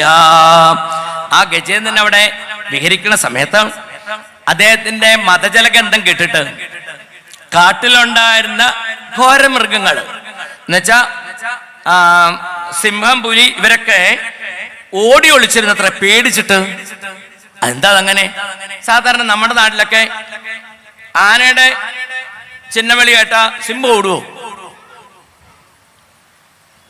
സാധാരണ സിംഹത്തിന്റെ ഗർജനം കേട്ടാൽ ആന ഓടി ഒളിക്കുന്ന കേട്ടിട്ടുണ്ട്. ഇവിടെ പറയണു ആനയുടെ മതജല ഗന്ധം കേട്ടിട്ട് സിംഹങ്ങൾക്ക് ഓടി ഓടി പാഞ്ഞു പോയിത്രേ. എന്താ അങ്ങനെ വരാൻ കാരണം? ആ കാരണം ഇവിടെ ശേഷം പറയണു. നമുക്ക് അതിന്റെ കഥയുടെ കണക്ഷൻ വേണ്ടി ഇപ്പൊ തന്നെ പറയാം. ഈ ആന ഒരു സാധാരണ ആനയല്ലായിരുന്നു അത്രേ. പിന്നെന്താ, വെള്ളാനയായിരുന്നു? അല്ല. പിന്നെന്താന്ന് വെച്ചാൽ പൂർവ്വജന്മത്തിൽ ഭഗവാനെ ഭജിച്ച് അങ്ങനെ ഒരു ഭക്തനാണ് ആനയായി മാറിയത്. എന്തായിരുന്നു സംഭവം എന്നാണെങ്കിൽ, ഈ ഗജേന്ദ്രൻ പൂർവ്വജന്മത്തില് ഇന്ദ്രദ്യുമ്നൻ എന്ന് പറയുന്ന ഒരു രാജാവായിരുന്നു. അദ്ദേഹം വിഷയങ്ങളെയൊക്കെ ത്യജിച്ച് വിരക്തി വന്ന് ഈ പർവ്വതത്തിന്റെ തീരയിൽ വന്ന് എന്താ പറയാ, അഗസ്ത്യ മഹർഷിയെ ഗുരുവാക്കി ആ ആശ്രമത്തിൽ കഴിയുമായിരുന്നു. അങ്ങനെ ഇരിക്കുമ്പോഴാണത്രേ ഈ ഗുരുനാഥനായുള്ള അഗസ്ത്യൻ ഇദ്ദേഹത്തിനെ ഒന്ന് ശപിച്ചു. കഥ ശ്രദ്ധിച്ച് കേൾക്കുന്നവർക്ക് സംശയം ഉണ്ടാകാം. ഗുരുനാഥന്മാര് മഹർഷിമാരൊക്കെ ശിഷ്യന്മാരെ ശപിക്കുമോ? അത്യാവശ്യം വേണ്ടി വന്നാൽ ചിലപ്പോൾ ശപിക്കേണ്ടി വരും. ഉപദേശമൊക്കെ കൊടുക്കുമ്പോ പാത്രം അറിഞ്ഞു കൊടുക്കണമെന്നാ. പാത്രം തെറ്റിപ്പോയാൽ ശാപം. ഇനി ശപിച്ചില്ലേ മനസ്സുകൊണ്ട് തപം വന്നാ താപം വന്നാലും മതി, നാശോറപ്പാണ്. അപ്പൊ ഇദ്ദേഹത്തിനെ നശിക്കാൻ വേണ്ടിയിട്ടല്ല ശപിച്ചത്, പക്ഷെ ഇദ്ദേഹത്തിനെ അനുഗ്രഹിക്കാൻ വേണ്ടിയിട്ടുണ്ട്. എന്താ കാരണം? അഗസ്ത്യ മഹർഷി പുറത്തെവിടെ പോയി വേറെ ശിഷ്യന്മാരുമായിട്ട് വന്നപ്പം തന്റെ ആ ആശ്രമത്തിൽ ഇരുന്നുള്ള ഈ ഇന്ദ്രദ്യുമ്നൻ എന്ന് പറയുന്ന ശിഷ്യൻ കണ്ണടച്ചിരിക്കായിരുന്നു അത്രേ. ഗുരുനാഥൻ വന്ന് അറിഞ്ഞില്ല, കണ്ടില്ല. അപ്പോഴാണത്രേ ആന ആവട്ടെ എന്നൊന്ന് ശപിച്ചു. എന്തിനാ ഈ ആനയായിട്ട് ആവട്ടെ എന്ന് ശപിച്ചത്? വേറെ ഏതെല്ലാം മൃഗങ്ങളുണ്ട് അല്ലേ? കാട്ടിലെ സിംഹമുണ്ട്, പുലിയുണ്ട്, കാട്ടുപോത്തുണ്ട്, കുതിര, ഇതൊക്കെ ഉണ്ട്. ഏതെങ്കിലും അല്ലല്ല. ഇദ്ദേഹം ഈ കണ്ടടച്ചിരിക്കുന്ന കണ്ടപ്പോ മഹർഷി ഒന്ന് തെറ്റിദ്ധരിച്ചു എന്നൊക്കെ പറയണത്. അങ്ങനെ വരാവോന്ന് ചോദിച്ചാൽ അറിഞ്ഞൂടാ. അതെങ്ങനെ പറയണത്? എന്താ തെറ്റിദ്ധാരണ വന്നത്? ഉറങ്ങുകയാണെന്ന് തോന്നി. പോരാ, ഗുരുനാഥൻ വന്നിട്ട്, ഗുരുനാഥൻ വന്നാൽ എന്ത് വേണം? എഴുന്നേക്കണം, നമസ്കരിക്കണം. നമ്മൾ ദേവേന്ദ്രൻ ഗുരുനാഥനെ നിന്ദിച്ചതിന്റെ ഫലമായിട്ടാണ് ദേവേന്ദ്രന്റെ സ്വർഗാദി രാജ്യങ്ങൾ നഷ്ടപ്പെട്ടതും പിന്നെ വിശ്വരൂപനെ ഗുരുനാഥനാക്കിയതും അതുവഴി വിശ്വരൂപൻ നാരായണകവചം പറഞ്ഞു കൊടുത്തു തിരിച്ചു കിട്ടിയിട്ട് അപ്പൊ പിന്നെ ഗുരുനാഥനെ വീണ്ടും കൊന്ന കഥയൊക്കെ നമ്മൾ കഴിഞ്ഞ ദിവസം കിട്ടൂലേ, വൃത്രാസുര കഥ. അവ തന്നെ നിന്ദിച്ചു എന്ന് തോന്നിയപ്പോ ആനയായിട്ട് പോട്ടെ എന്ന് ശപിച്ചു. എന്താ ആനയായിട്ട് പോട്ടെ എന്നാണെങ്കിൽ, ആന എന്ന് പറയുന്നത് തമോ ഗുണത്തിൽപ്പെട്ട ജീവിയാണ്. ഉറക്കം എന്ന് പറയേണ്ടത് തമോ ഗുണമാണ്. അപ്പൊ അങ്ങനെ തമോ ഗുണത്തിൽ ഇരുന്നാണ്ട് അങ്ങനെയാട്ടെ എന്ന് ചോദിച്ചു. തമോ ഗുണം, ഈ കറുപ്പ് തമോ ഗുണമാണ്, ആലസ്യം തമോ ഗുണമാണ്. പിന്നെ അവനവനെ അറിയാത്ത അവസ്ഥ. ശ്രദ്ധിക്കണേ, ഞാൻ ആരാണ് എന്നറിയാതെ നമ്മുടെ ആ വൈഭവം അല്ലെങ്കിൽ നമ്മളുടെ പോരാഴിക നമ്മൾ അറിയണം. ആനയ്ക്ക് ആനയെ അറിയും? അറിയില്ല. ആനയുടെ വലിപ്പം അറിയില്ല, ആനയുടെ സ്വഭാവം അറിയില്ല, ഇതൊന്നും അറിയില്ല. ആനയുടെ വലിപ്പവും ശക്തി അറിയാവുന്നുണ്ടെങ്കിൽ ഈ ടെണ്ട് കണക്കിന് ഭാരമുള്ള ഇത്രയും വലിപ്പമുള്ള ആനയെ ഒരു അഞ്ചരിയുടെ പൊക്കമുള്ള ഒരാള് ഇടത്തി ആനയെ വലത്തി ആന എന്ന് പറഞ്ഞു കൊണ്ടുനടക്കൂ? അറിയില്ലാത്തോണ്ടാ. പിന്നെ ചില സമയത്ത് തൂക്കെടുത്ത് എറിയുന്നത് എന്താ വെച്ചാൽ സഹികെടുമ്പോ എല്ലാവരും അങ്ങനെയല്ലേ, ചവിട്ടിയാ കടിക്കാത്ത പാമ്പുണ്ടോ എന്ന് ചോദിക്കുന്ന മാതിരി അങ്ങനെ ചെയ്യുന്നുള്ളേ ഉള്ളൂ. അപ്പൊ അതുകൊണ്ട് അങ്ങനെ ആനയായി പോട്ടെ എന്ന് പറഞ്ഞു. അങ്ങനെയാണത്രേ ആനയായി മാറിയത്. സജ്ജനങ്ങൾ വേറൊരു അഭിപ്രായം പറയുന്നുണ്ട്.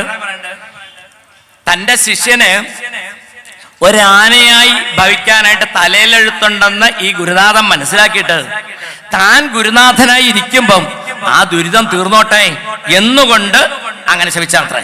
അപ്പൊ അങ്ങനെ ഒരു പോസിറ്റീവ് ഇതുണ്ട് അവിടെ. ഏതായാലും ആനയായിട്ട് വന്ന് പോട്ടെ എന്ന് ശപിച്ചു. ആ ശാപത്തിന്റെ ഫലമായിട്ടാണ് ഇന്ദ്രദ്യുമ്നൻ ഇവിടെ ഈ പർവ്വതത്തിന്റെ താഴ്വരയിലും അങ്ങനെ നടന്നത്. അതുകൊണ്ടാണ് ഘോര മൃഗങ്ങൾക്ക് പേടിച്ചു പോണ്ടേന്ന്. അപ്പൊ എന്തിനാ ഈ ആന പേടിച്ചോണേ? അതോ ആനയല്ല പേടിച്ചത്, ഭക്തനെയാണ് പേടിച്ചത്. ഭക്തന്റെ മുമ്പിലെ ഒരു ദുഷ്ടശക്തിക്കും പിടിച്ചു നിൽക്കാൻ പറ്റില്ല. എത്ര നമ്മള് പ്രഹ്ലാദന്റെ കഥ കേട്ടില്ലേ? ഇതെല്ലാം നമ്മൾ ആദ്യം പറഞ്ഞ ഏനാത്മാ സംപ്രസി എന്നുള്ളത് മറക്കരുത്. ഈ കഥകളെല്ലാം സമാധാനം നഷ്ടപ്പെട്ടവരുടെ കഥയും സമാധാനം നമുക്ക് തിരിച്ചു കിട്ടിയ കഥയുമാണ്. ഇതിലൂടെ വേണം നമ്മളെ ഒന്ന് വിചിന്തനം ചെയ്ത് നമ്മളെ ഒന്ന് നേരെയാക്കാൻ, അല്ലേ? എന്നിട്ട് ഭാഗവതം എടുത്തിട്ട് നേരെയാകുന്നില്ല എന്ന് പറഞ്ഞാലോ ഞാൻ ചോദിക്കുമല്ലോ, അത് ഭാഗവത്തിന്റെ കുഴപ്പമല്ല, അതിനെ ആശ്രയിക്കുന്നതിന്റെ കുഴപ്പമാണ്. അങ്ങനെ ഈ ആന തന്റെ കുടുംബാംഗങ്ങളോട് മുന്നോട്ട് പോയപ്പോഴാണ് അത്രേ അന്ന് അവിടെ വല്ലാത്തൊരു വരൾച്ച വന്നു.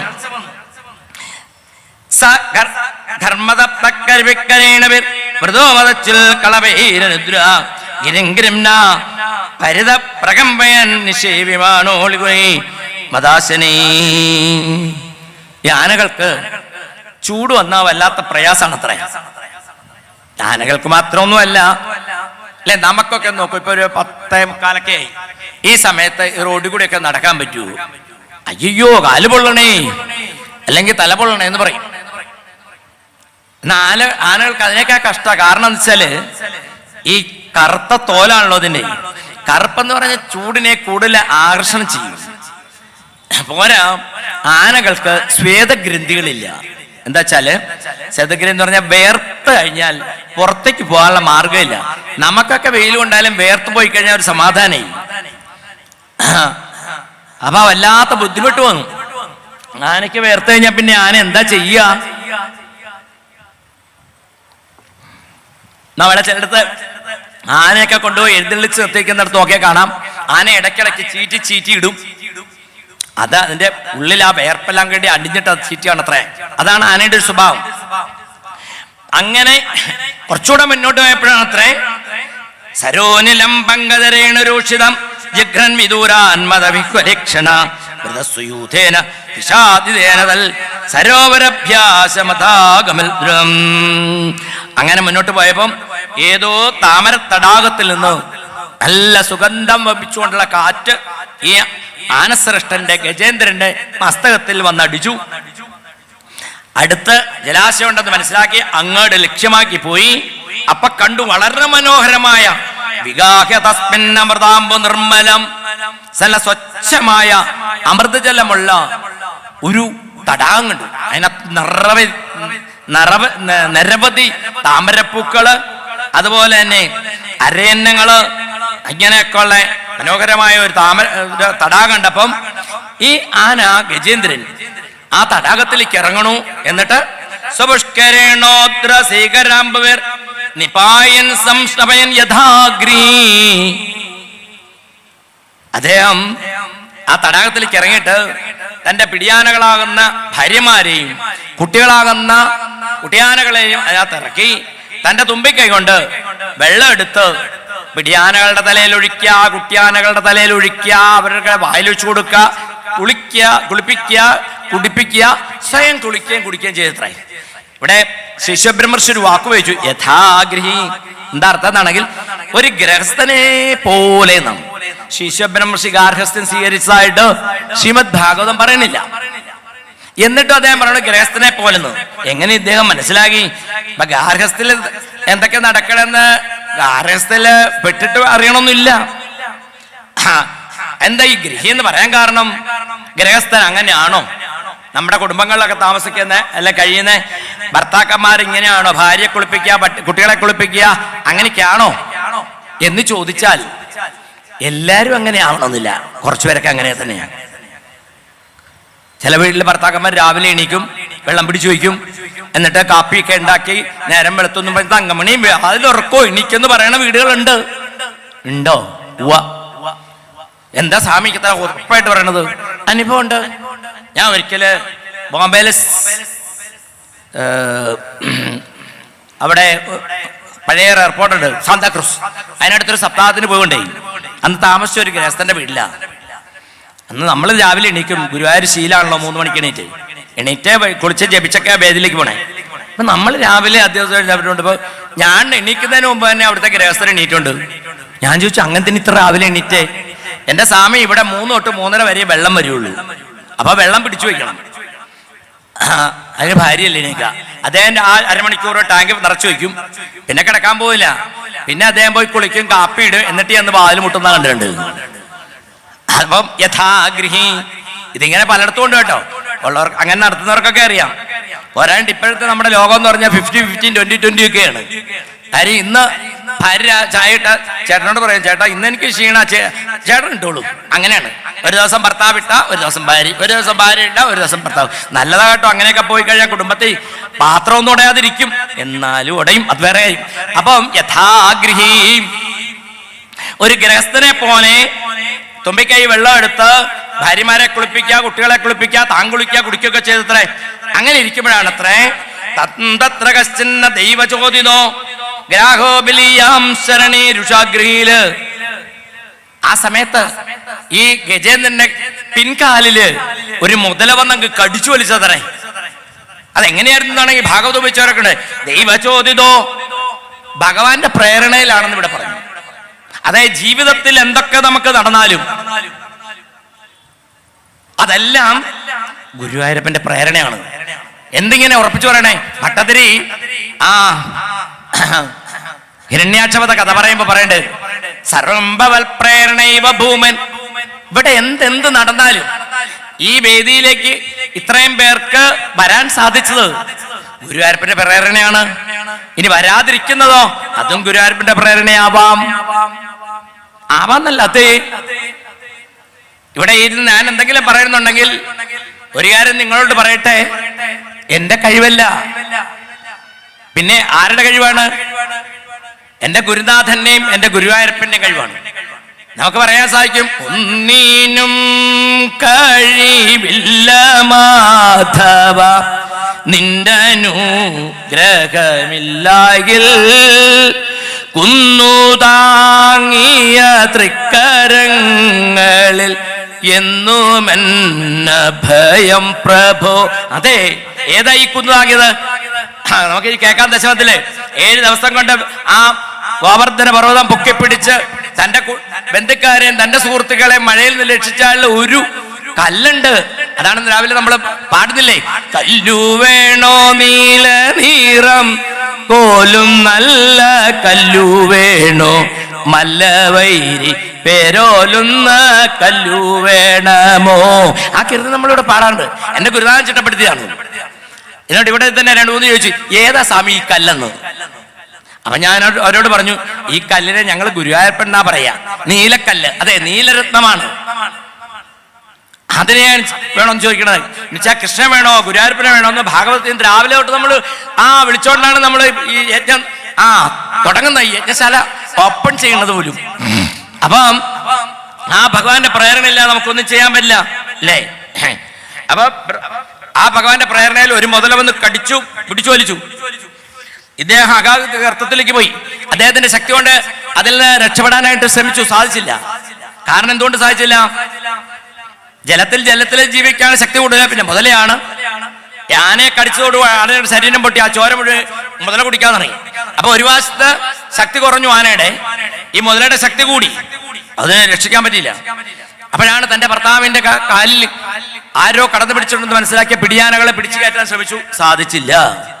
കുട്ടിയാനകള് ശ്രമിച്ചു, സാധിച്ചില്ല.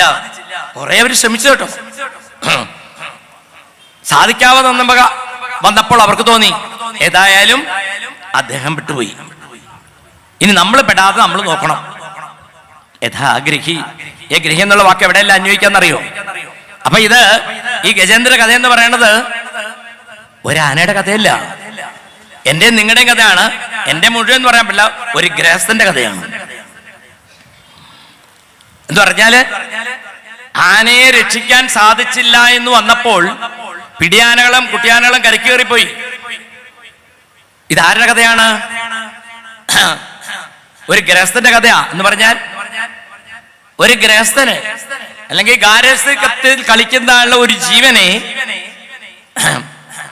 പ്രാരബ്ധ കർമ്മങ്ങൾ രോഗാതിരൂപേണ വന്ന് കാർന്നു തിന്നുമ്പോൾ, പിടിച്ചു വലിക്കുമ്പോൾ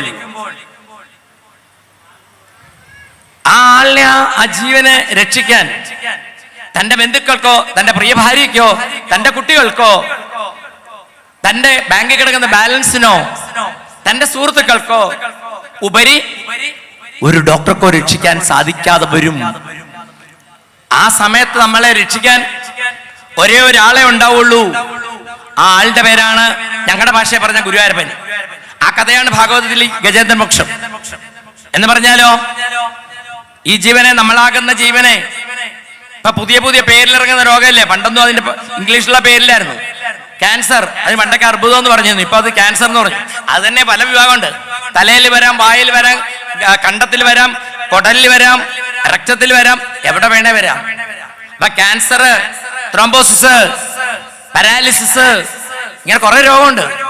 ഈ രോഗം എന്ന് വന്നാൽ, ഈ ക്യാൻസർ വന്നാൽ കുറച്ചു കാലമൊക്കെ വേണം വൈദ്യ ആ ചികിത്സയിൽ നിൽക്കാൻ തുള്ളതുള്ളൂ. അവസാനം അതിലൂടെ തന്നെ മരണം. പാരാലിസിസ് എന്ന് പറയുന്ന രോഗമുണ്ട്. അതിന്റെ പേരെന്താണെന്ന് അറിയോ? തളർവാദം. ആ തളർവാദം വന്നാല് ആയുർവേദം പറയണു ചിലപ്പോ 18 മണിക്കൂർ കൊണ്ട് സിദ്ധി കൂടാം, ചിലപ്പോ 18 ദിവസങ്ങൾ കിടക്കേണ്ടി വരും, ചിലപ്പോ 18 ആഴ്ചകൾ കിടക്കേണ്ടി വരും, ചിലപ്പോ 18 മാസങ്ങൾ കിടക്കേണ്ടി വരും, ചിലപ്പോ 18 വർഷങ്ങൾ കിടക്കേണ്ടി വരും. 18 വർഷം കഴിഞ്ഞാൽ ചിലപ്പോൾ അതിന്റെ മൾട്ടിപ്പിൾ ആവും. ആലോചിച്ച് നോക്കൂ, ശരീരം മുഴുവൻ തളർവാദം വന്ന് കുറെ കാലം കിടന്നാൽ, ബെഡ് സോർ വന്ന് പുറത്ത് വേറെ പൊട്ടിയരിച്ച് കിടന്നാൽ, എത്ര സ്നേഹമുള്ള ഭാര്യയാണെന്ന് പറഞ്ഞാലും മക്കളാണെന്ന് പറഞ്ഞാലും കുറച്ചു കാലം നോക്കും. അത് കഴിയുമ്പോ അവരും പറയും ഗുരുവായൂരപ്പനോട്, എന്ത് പറയും? ഗുരുവായൂരപ്പ, 2 പറയാതെ രക്ഷിക്കണേ എന്ന് പറഞ്ഞാ എന്താ? നോക്കാതിരുന്നാല് ആൾക്കാർ പറയില്ലേ, അവളിപ്പോ നോക്കിയാണ്ടില്ലേ അയാൾ എത്ര നന്നായിട്ട് നോക്കിയ, ഇപ്പൊ അയാൾ കിടപ്പായപ്പം അവളുടെ മഹിളാ സമ്മേളനത്തിന് പോയെന്ന് പറയും. അതും പറയിപ്പിക്കരുത്. എന്നാൽ ഇങ്ങനെ കഷ്ടപ്പെടാനും വയ്യില്ല. അതുകൊണ്ട് പറയും. എന്നോട് തന്നെ എത്ര പേര് വിളിച്ചു പറഞ്ഞിട്ടുണ്ട്, ഓരോരുത്തരുടെ ഗതി വന്നിട്ട് സ്വാമി പ്രാർത്ഥിക്കണേന്ന്. ഞാൻ കഴിഞ്ഞ വർഷം കൂടി ഒരു പാർട്ടിക്ക് വേണ്ടി പ്രാർത്ഥിച്ചു. ഞാൻ പ്രാർത്ഥിച്ചുകൊണ്ടാന്ന് അറിയാൻ പാടില്ല. അത് കഴിഞ്ഞ് 1 മാസം കഴിഞ്ഞപ്പോഴത്തെ ആള് സിദ്ധു കൂടി. അതാ നല്ലത്. അങ്ങനെ കിടന്ന് നരയിക്കുന്നതിനേക്കാൾ നല്ലത് എത്രയും പെട്ടെന്ന് കൊണ്ടുപോകാൻ വേണ്ടത്. പക്ഷെ നമുക്കങ്ങനെ പോകാൻ പറ്റില്ല. നമ്മൾ ചെയ്തു കൂട്ടിയിട്ടുള്ള പാപത്തിന്റെ കർമ്മങ്ങൾ നമ്മൾ അനുഭവിച്ചു പോകണം. അത് പങ്കുവയ്ക്കാൻ പാടില്ല. ദേവേന്ദ്രൻ വൃത്താസുദ്ധ കാണാൻ പങ്കുവെച്ചെന്ന്, എന്നിട്ട് അദ്ദേഹത്തിന് പോയി താമരത്തണ്ടി പോയി കയറിയിരിക്കേണ്ടത് വിശ്വാസം വിടാതെ. ആലോചിച്ചു നോക്കൂ, ഭാഗവത് എത്ര ഭംഗിയായിട്ടാണ് നമ്മുടെ ജീവിതത്തെ ചിട്ടപ്പെടുത്താനുള്ള മാർഗങ്ങൾ പറഞ്ഞു തരുന്നത്. അതാണ് ആദ്യം ചോദിച്ചിരിക്കണേ, ഏനാത്മാ സംപ്രസിദ്ധി മനസ്സമാധാനത്തിനുള്ള വഴി എന്താണ്? ഇത് എനിക്ക് നിങ്ങൾക്കും വേണ്ടി പറഞ്ഞു തരുന്ന കഥകളാണ് ഭാഗവതം. എന്തേ മനസ്സിലാക്കാത്ത ആൾക്കാരെന്നാണ് അറിഞ്ഞുകൂടാ. ഓരോ കഥകള് നോക്കിയാലേ അറിയാം. ഭഗവാന്റെ ഉറ്റമിത്രമായുള്ള അർജുനും ഭീമനും, അല്ല പാണ്ഡവർക്ക് എല്ലാവർക്കും, പാണ്ഡവരിൽ യജമാനായുള്ള ധർമ്മപുത്ര മഹാരാജാവിനും അവരുടെ അമ്മയായുള്ള കുന്തി ദേവിക്കും സമാധാനം നഷ്ടപ്പെട്ടു. പാഞ്ചാലി ദേവിക്ക് സമാധാനം നഷ്ടപ്പെട്ടു. കൃഷ്ണ എന്നുള്ള വാക്ക് നീട്ടി വിളിച്ചാൽ പാഞ്ചാലിയാണ്. തന്റെ ഉറ്റമിത്രമായ അവർക്കൊക്കെ ഉണ്ടായി. പിന്നുണ്ടോ നമ്മള്? അപ്പൊ സമാധാനം കൈവരിക്കാനുള്ള മാർഗം, അല്ലെങ്കിൽ ദുഃഖങ്ങളെ കുറച്ചുകൊണ്ടുവരാനുള്ള മാർഗം ശ്രീമദ് ഭാഗവതം ഉറക്കെ പറഞ്ഞു വരുന്നുണ്ട്. അപ്പൊ അങ്ങനെ അദ്ദേഹം 1000 വർഷം എന്നിട്ട് ആ താമര എന്താ പറയാ ജലാശയത്തിൽ കിടന്ന് മുതലയായിട്ട് പിടിയും വലിയ ഉണ്ടായത്രേ. ഗംഭീരമായുള്ളത്. സപ്രാണയോശ്ചിത്രമാരാഹം ദേവന്മാർ ഇവര് തമ്മിൽ പിടിവലിയും കണ്ട് ആകാശത്തിൽ നിന്ന് ആശ്ചര്യം എന്നൊക്കെ വിളിച്ചു പറഞ്ഞു. ആ സമയത്താണത്രേ ഭാര്യമാരും കുട്ടികളൊക്കെ അവിടുത്തെ കയറിപ്പോയപ്പോഴാണ് ഈ ദുഃഖിതനായിട്ടുള്ള കൃഷ്ണഗതിയെ പ്രാപിച്ചിട്ടുള്ള ഗജേന്ദ്രൻ ആലോചിച്ചു, എന്നെ ഇനി രക്ഷിക്കാൻ ആർക്കാണ് സാധിക്കുക? എന്റെ ഭാര്യമാർക്ക് സാധിക്കില്ല, കുട്ടികൾക്ക് സാധിക്കില്ല, അല്ലേ? അപ്പൊ അദ്ദേഹത്തിന് ഓർമ്മ വന്നു, പൂർവ്വ സംസ്കാരം. ഞാൻ പൂർവ്വജന്മത്തില് ഒരു ഭഗവാനെ ആരാധിച്ചിട്ടുണ്ടല്ലോ. ആ ഓർമ്മ വരണമെങ്കിൽ പോലും ഗുരുവായൂരപ്പന്റെ അനുഗ്രഹം ഉണ്ടാവണം. അപ്പൊ ഞാൻ നേരത്തെ പറഞ്ഞില്ലേ, ഈ രോഗങ്ങളൊക്കെ വന്നു കഴിഞ്ഞാൽ എല്ലാരും കൈവിടും. അവസാനം ചില രോഗങ്ങളൊന്ന് ഹോസ്പിറ്റലിൽ കൊണ്ടിടും. അപ്പൊ ഡോക്ടർമാർ പറയുന്ന ഒരു വാക്കുണ്ട്, കേട്ടിട്ടുണ്ടോ? നിങ്ങൾക്ക് അറിവുണ്ടെന്ന് അറിയില്ല. ഇതാ ഇങ്ങനെ ഉണ്ടായ സംഭവം എനിക്കറിയാം. ഡോക്ടർമാര് പറയും, ഞങ്ങൾ പഠിച്ച മെഡിക്കൽ സയൻസിലുള്ള ചികിത്സകളൊക്കെ കഴിഞ്ഞു, അതിൽ നിന്ന് ഇദ്ദേഹത്തെ രക്ഷിക്കാൻ വരില്ല. എന്നിട്ട് പിന്നൊരു വാക്കുണ്ട് പറയണത്, എന്താണെന്നറിയോ? നിങ്ങൾ ഗുരുവായൂർക്ക് കൊണ്ടുപോയിക്കോളൂ. എത്ര പേരെ അങ്ങനെ ഡോക്ടർമാർ പറഞ്ഞിട്ടുണ്ടെന്നറിയോ? എന്നിട്ട് ഗുരുവായൂർ വന്നിട്ട് രക്ഷ കിട്ടിയിട്ടുണ്ടോ? ഇവിടെ നാരായണം വായിക്കുന്ന അമ്മമാരല്ലേ ഇവിടെയൊക്കെയാണ് ഇരിക്കുന്നത്. ഈ നാരായണത്തിന്റെ ഉൽപ്പത്തി എങ്ങനെയാണ്? അങ്ങനെ രക്ഷ കിട്ടാതിരുന്ന ആള്, രക്തവാതം വന്നിട്ട് എണീറ്റ് പോലും നടക്കാൻ വയ്യാത്ത അദ്ദേഹം 27 വയസ്സുള്ള പ്രായത്തില് തന്റെ സഹോദരന്റെ കൈയും പിടിച്ച് ഗുരുവായൂരേക്ക് എത്തി. അതൊരു പ്രേരണയാണ്. ഗുരുവായൂർക്ക് വെക്കോന്ന് അവിടെ വന്നിരുന്നുകൊണ്ട് അദ്ദേഹം ഗുരുവായൂരപ്പനെ സേവിച്ചതാണ്. ഭാഗവത്തെ മുൻനിർത്തി നാരായണീയം എന്ന് പറയുന്ന ഗ്രന്ഥം എഴുതിയത്. 99 ദിവസത്തെ സേവനം വേണ്ടി വന്നു, രചന വേണ്ടി വന്നു. 100ാമത്തെ ദിവസം അദ്ദേഹം ലോകത്തിന് ആയുരാരോഗ്യ സൗഖ്യം നേർന്നപ്പോൾ അദ്ദേഹം എഴഞ്ഞു പോലും വരാൻ പറ്റായിരുന്ന പട്ടതിരി ഓടി പുറത്തിറങ്ങി പ്രതിഷ്ഠ വയ്ക്കാൻ സാധിച്ചു.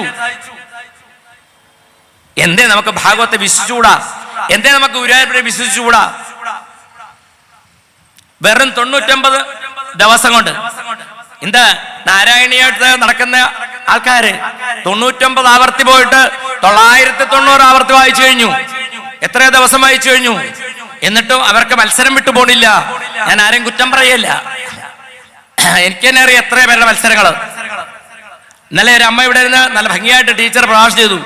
ഷഡ്വൈരികളെ പറ്റി പറഞ്ഞു. ഭംഗിയായിട്ടാ പറഞ്ഞാലേ അതിന് മത്സരം വന്നു. ഈ മത്സരം കൊണ്ടോ അസൂയ കൊണ്ടോ ഈ കുത്തിത്തിരിപ്പ് കൊണ്ടോ മറ്റുള്ളവർക്ക് ഭാരം വയ്ക്കൽ കൊണ്ടോ ഒരാളും രക്ഷപ്പെടില്ല. രക്ഷപ്പെടില്ല എന്ന് പറഞ്ഞാൽ രക്ഷപ്പെടില്ല. അത് ഉറപ്പാത കാര്യം, വെറുതെ പറയണല്ല. ഇത്ര നല്ലൊരു ജന്മം കിട്ടിയിട്ട് മറ്റുള്ളവരെ സഹായിക്കാനുള്ള അവസരം കിട്ടിയിട്ട് സഹായിക്കാതിരിക്കുകയും മറ്റുള്ളവരെ ദ്രോഹിക്കുകയും ചെയ്തുകൊണ്ട് ഇല്ലേ? അവർ പറഞ്ഞില്ലേ ദാനം ചെയ്യണമെന്ന് പറഞ്ഞ, ദാനം ചെയ്യണമെന്ന് പറഞ്ഞാൽ കുറച്ച് ചില്ലറ കൊടുക്കണമെന്നൊന്നും അല്ല. നമ്മുടെ ജീവിതം തന്നെ യജ്ഞമാക്കി മാറണം. അതാണ് ഭാഗവധർമ്മം എന്ന് പറയുന്നത്. യജ്ഞം എന്ന് പറഞ്ഞൊരു അധ്വരം എന്ന അർത്ഥമുണ്ട്. അധ്വരം എന്ന് പറഞ്ഞാൽ എന്താ? അഹിംസ എന്നാണ്. നമ്മുടെ ജീവിത അഹിംസാ സിദ്ധാന്തത്തിലാണ്. അഹിംസ എന്ന് പറഞ്ഞാൽ എന്താണ്? കൊല്ലാതിരിക്കുക എന്ന ഒരർത്ഥം അതല്ല. പിന്നെയോ മനസ്സുകൊണ്ട് പോലും മറ്റുള്ളവരെ വേദനിപ്പിച്ചാൽ അത് ഹിംസയാവും. അതിന്റെ ദുരിതം അനുഭവിക്കണം. ഒരാളെ നശിക്കണമെന്ന് നമ്മള് മനസ്സുകൊണ്ട് സങ്കല്പിച്ചാൽ അത് ഹിംസ ചെയ്തതിനേക്കാൾ വലിയ ദ്രോഹമാണ്. അപ്പൊ ഒരുത്തരെയും ഒരു പ്രാണികളെ പോലും നമ്മൾ വേദനിപ്പിക്കാതെ ജീവിക്കാതെ ജീവിതം ഇഷ്ടപ്പെടുത്തണം. അതാണ് നമുക്ക് ഭാഗവതം പറഞ്ഞു തരുന്നത്. അപ്പൊ അദ്ദേഹത്തിന് പൂർവ്വ സംസ്കാരം വന്നു. ഞാൻ ഇതിനു മുമ്പ് ഒരു ഭഗവാനെ ആരാധിച്ചിട്ടുണ്ടല്ലോ. അദ്ദേഹത്തിന് ആ ഓർമ്മ വന്നപ്പോ വെള്ളത്തിൽ കിടന്നുകൊണ്ട് കൃഷ്ണഗതിയില് ഭഗവാനെ സ്തുതിച്ചു. ഭാഗവതത്തിലെ 52ഓളം സ്തുതികളുണ്ട്. അതില് ഇതുപോലൊരു സ്തുതി കാണില്ല. കാരണം എല്ലാ സ്തുതിയിലും ഭഗവാന്റെ രൂപനാമങ്ങൾ പറഞ്ഞുകൊണ്ടാണ് ഭഗവാന്റെ സ്തുതി. ഗജേന്ദ്ര സ്തുതിയില് ഒരു രൂപം പറയണില്ല, ഒരു നാമം പറയണില്ല. ആ താമരപ്പൂ എടുത്ത് കൊടുക്കുമ്പോഴാണ് നാരായണ എന്ന് വിളിക്കുന്നത്. വളരെ പ്രസിദ്ധമായ സ്തുതിയാണ്. എന്നുവെച്ചാൽ പരബ്രഹ്മത്തിനെ സങ്കല്പിച്ചുകൊണ്ടുള്ള സ്തുതിയാണ് അത്രേ. മറ്റുള്ള സ്തുതികൾ അങ്ങനെയല്ല. ഓം നമോ ഭഗവതേ തസ്മൈ യദച്ഛിതാത്മകം പുരുഷായാദിബീജായ പരേശായാഭിധീമഹി. യാതൊരു ചൈതന്യം ഹേതുവായി ഈ ശരീരാദി ജഡപ്രപഞ്ചത്തിന് പോലും സൃഷ്ടി നൽകിയിരിക്കുന്നത്, എല്ലാവരുടെയും ഉള്ളിൽ അന്തര്യാമിയായിരിക്കുന്നതും പ്രകൃതിക്ക് ഉപരിയായിട്ടുള്ള പുരുഷനായിരിക്കുന്നതുമായുള്ള ആ പരമ്പരകളെ ഞാൻ ആശ്രയിക്കുന്നു, ഞാൻ നമസ്കരിക്കുന്നു. അപ്പൊ ഈ പ്രകൃതിയെ സൃഷ്ടപ്പെടുത്തിയത് ഭഗവാൻ തന്നെയാണ്. ഭഗവാൻ തന്നെയാണ് അവരെ നിലനിർത്തുന്നത്. ഭഗവാൻ തന്നെയാണ് സമയമാകുമ്പം തന്നിലേക്ക് ലയിപ്പിക്കുന്നത്. അങ്ങനെയുള്ള പരമ്പരകളിന് നമസ്കാരം. ഭഗവാൻ സ്വതസിദ്ധനായിട്ടുള്ള ആളാണ്, വിശ്വത്തിന്റെ കാരണമാണ്. പോരാ, സ്വർണത്തിൽ നിന്ന് ആഭരണം ഉണ്ടാകുന്ന പോലെ ഭഗവാനിൽ നിന്നുള്ള ഈ ആത്മശക്തി ഈ ജഡവസ്തുക്കളിലേക്ക് പ്രവേശിച്ച് അതിനെ പ്രവർത്തനയോഗ്യമാക്കുന്നു. അവസാനം ആ ശക്തിയെ തന്നിലേക്ക് എടുത്ത് ലയം എന്ന് പറയണേ ആ പ്രവൃത്തിയും ചെയ്യുന്ന ഭഗവാൻ തന്നെയാണ്. അവിടുന്ന് സ്വയം പ്രകാശായ നമസ്കരോമി, സ്വയം പ്രകാശസ്വരൂപമാണ്. ആഭരണം എങ്ങനെയാണ് ഉണ്ടാകുന്നത്? സ്വർണം കൊണ്ട കൊടുത്തു കഴിഞ്ഞാൽ തട്ടാന് അയാളുടെ മനോഭാവം അനുസരിച്ച് പല പല ആഭരണം ഉണ്ടാവും. അത് ഒരിക്കൽ എന്താകും? വീണ്ടും സ്വർണ്ണമായി മാറും. ഇതുപോലെയാണ് ആത്മസ്വരൂപത്തിൽ നിന്ന് ആ ജീവാത്മാക്കളെ സൃഷ്ടിച്ചിട്ട് അത് വീണ്ടും തന്നിലേക്ക് ലയിപ്പിക്കുന്നത്. കാലേന പഞ്ചത്വമിതേഷു കൃഷ്ണശോ ലോകേഷു ബാലേഷു സർവഹേതുഷു തസ്മാദാസിൽ ഗർഹനം ഗംഭീരം യസ്തസ്സോ ഭാരേഭി വിരാജതേ വിഹോ. ഈ പ്രളയമൊക്കെ വന്നു കഴിഞ്ഞാൽ ഇരുട്ടാകും. അതിനപ്പുറത്തെ മറയ്ക്കാനായിട്ട് പറ്റാത്ത പ്രകാശസ്വരൂപനായിട്ട് നിൽക്കുന്ന ഭഗവാൻ തന്നെയാണ്. അങ്ങനെയുള്ള അവിടത്തേക്ക് നമസ്കാരം. ഭഗവാൻ ഒരു നടനെ പോലെയാണ് ഈ കർമ്മങ്ങളൊക്കെ ചെയ്യുന്നത്. യഥാ നടസ്യാകൃതി വിശേഷിതോ. ഭഗവാൻ ഒരു നടനെ പോലെ വേഷം കെട്ടി ലീലകളാടുന്നു. എന്നാൽ ഒരു നടൻ അഭിനയിക്കുമ്പോൾ ആ നടന്റെ വാസ്തവസ്വരൂപം അറിയില്ല. ഇതുപോലെയാണ് ഭഗവാൻ ഗജേന്ദ്രൻ പറയുന്ന വെള്ളത്തിൽ കിടന്ന കൃഷ്ണഗതിയില്. അതെ, ഗോപിയാശാൻ ഒരു ദിവസം കൃഷ്ണാട്ടത്തില് ദുര്യോധനായിട്ട് വേഷം കിട്ടും അല്ലേ? കഥകൾ കണ്ടവർക്കറിയാം. ദുര്യോധനായിട്ട് വരുമ്പോ എന്ത് പറയും? അർദ്ധരാജ്യം തരില്ല, സൂചി കുത്താൻ ഇട കൊടുക്കില്ല എന്ന് പറയും. അതേ ഗോപിയാശാൻ പിറ്റേ ദിവസം കഥകളിൽ ഭീമനായിട്ട് വരും. കള കണ്ടോണ്ടിരിക്കുന്നവർക്ക് ഇതിനകത്തുള്ള ഗോപിയാശാനെന്ന് അറിയണില്ല. ഭീമനായിട്ട് വരുമ്പോ ഗതെടുത്ത് തല്ലിക്കൊല്ലാൻ പോകും. കണ്ടോണ്ടിരിക്കുന്ന നമ്മൾ വിചാരിക്കും ഭീമന്റെ അഭിനയം നന്നായി, ദുര്യോധന്റെ അഭിനയം നന്നായി. പക്ഷെ അതിനകത്ത് അഭിനയിക്കാൻ കയറിയിരുന്ന ഒരാളാണ്. ഇതുപോലെയാണ് ഇത്രേ ഭഗവാൻ അഭിനയം. വേഷം കെട്ടി ലീലകൾ ആടുന്നു. ആ വേഷം കെട്ടിയ ആളിന്റെ വാസ്തവ സ്വരൂപം ആർക്കും പറയാൻ പറ്റില്ല. പരമ പുരുഷാർത്ഥ സ്വരൂപമായുള്ള ഭഗവാൻ എല്ലായിടത്തും നിറഞ്ഞിരിക്കുന്നു. പോരാ, കാട്ടിൽ നിന്ന് വ്രതം അനുഷ്ഠിക്കുന്ന സേവിച്ചുകൊണ്ടിരിക്കുന്ന അവരുടെ ഉള്ളിൽ ആ ഭഗവാൻ അനുഗ്രഹം ചൊരിഞ്ഞുകൊണ്ടിരിക്കണു എന്ന് പറഞ്ഞു. അങ്ങനെയുള്ള ഭഗവാന് ജന്മകർമ്മം ഉണ്ടോ? ഇല്ല. ന വിദ്യതേയസ്യ ജന്മകർമ്മവാ ന നാമരൂപേ ഗുണദോഷയേവ തഥാവി ലോകാപ്യസംഭവായ സ്വമായ താന്യനുകാലമൃച്ഛതി. ഭഗവാന് ജന്മകർമ്മം ഉണ്ടോ എന്ന് ചോദിച്ചു കഴിഞ്ഞില്ല. രൂപനാമങ്ങൾ ഉണ്ടോ എന്ന് ചോദിച്ചല്ല. എന്നാലും ഭഗവാൻ സ്വേച്ഛയാ സ്വമായാൽ മായ എന്ന് പറഞ്ഞാൽ ഗുണങ്ങൾ, സത്വര തമോ ഗുണങ്ങളെ സ്വീകരിച്ചുകൊണ്ട് അതാത് കാലത്ത് ഈ അവതാരം എടുത്ത്, അവതാരം എന്ന് പറഞ്ഞാൽ എന്താ, ഏതോ അദൃശ്യോ അത്യുന്നതമായ തലത്തിൽ നിന്ന് ഈ ദൃശ്യപ്രപഞ്ചത്തിലേക്ക് നമുക്ക് ദൃഷ്ടമാകുന്ന രീതിയിൽ രൂപമെടുത്ത് ഇറങ്ങി വരുന്നതാണ് അവതാരം. അതുകൊണ്ട് സ്വേച്ഛ സ്വമായാൽ വേഷം എടുത്ത് വേഷം കെട്ടി ഭഗവാൻ ലീലകളാടുന്നു. അങ്ങനെയുള്ള ഭഗവാന് നമസ്കാരം. അങ്ങനെയുള്ള അവിടുന്ന് ആദ്യം ബ്രഹ്മാവിന്റെ രൂപം എടുത്തു, സൃഷ്ടി നടത്തി. പിന്നെ ഭഗവാൻ വിഷ്ണുവിന്റെ രൂപം എടുത്ത് രക്ഷിക്കണു. ഭഗവാൻ തന്നെ ശിവന്റെ രൂപം എടുത്ത് സമീകരിക്കുന്നു. അപ്പൊ ഈ ബ്രഹ്മാവ് വിഷ്ണു ശിവൻ എന്ന് പറയുന്നത് പലതല്ല എന്ന് ഭാഗവത്തിന്റെ പല സ്ഥലത്ത് പറയണു. പക്ഷെ നമ്മൾക്കത് ഉറപ്പിക്കാൻ പറ്റില്ല. പോരാ, ഒരു ക്ഷേത്രത്തിൽ പോയാൽ മറ്റൊരു ക്ഷേത്രത്തിൽ പോയാലും നമുക്ക് വിഷം വരണു. ചിലര് ശൈവന്മാര് വിഷ്ണു ക്ഷേത്രത്തിൽ പോയില്ല, അവിടെ വിദ്വേഷം വരണു. വൈഷ്ണവന്മാരെ ക്ഷേത്രത്തിൽ പോയില്ല. പക്ഷെ ഈ തത്വം എന്താ പറയാ, ദക്ഷ്യാവൊക്കെ പറയുമ്പോ ഭഗവാൻ തന്നെ ഇറങ്ങി വന്ന് പറയും, നിങ്ങൾ ഒരിക്കലും ഏകത്വത്തിൽ നാനാത്വം കാണരുത്, നാനാത്വത്തിൽ ഏകത്വം കാണുക. സർവദേവ നമസ്കാരം കേശവം പ്രതി ഗച്ഛതി എന്ന് പറയില്ലേ, ഇതുപോലെ ആവണം. ബ്രഹ്മാവെന്ന് വേറെ, വിഷ്ണു എന്ന് വേറെ, ശിവനെന്ന് വേറെ, ഇവിടെ മരങ്ങളൊരു ഭഗവതി ഒന്ന് വേറെ, ചോറ്റാനിക്കരമ്പ വേറെ, അങ്ങനെ കാണരുത്. വേഷം മാത്രമേ ഉള്ളൂ വേറെ. അതിന്റെ അകത്ത് ഉള്ളിലിരിക്കുന്നത് ഒരേ ഒരു ശക്തിയാണ്. നമ്മള് അരി പൊടിയെടുത്ത് കുഴച്ച് ദോശയായിട്ട് ഉണ്ടാക്കാം. അതേ അരിപ്പൊടി ഗ്രാനുവൽസ് പുട്ടുകുറ്റിയെടുത്ത് പുട്ടാക്കി എടുക്കാം. അതേ അരിപ്പൊടി തന്നെ കുറച്ച് ഡ്രൈ ആയിട്ട് എടുത്ത് കൊഴുക്കട്ടയായിട്ട് എടുക്കാം.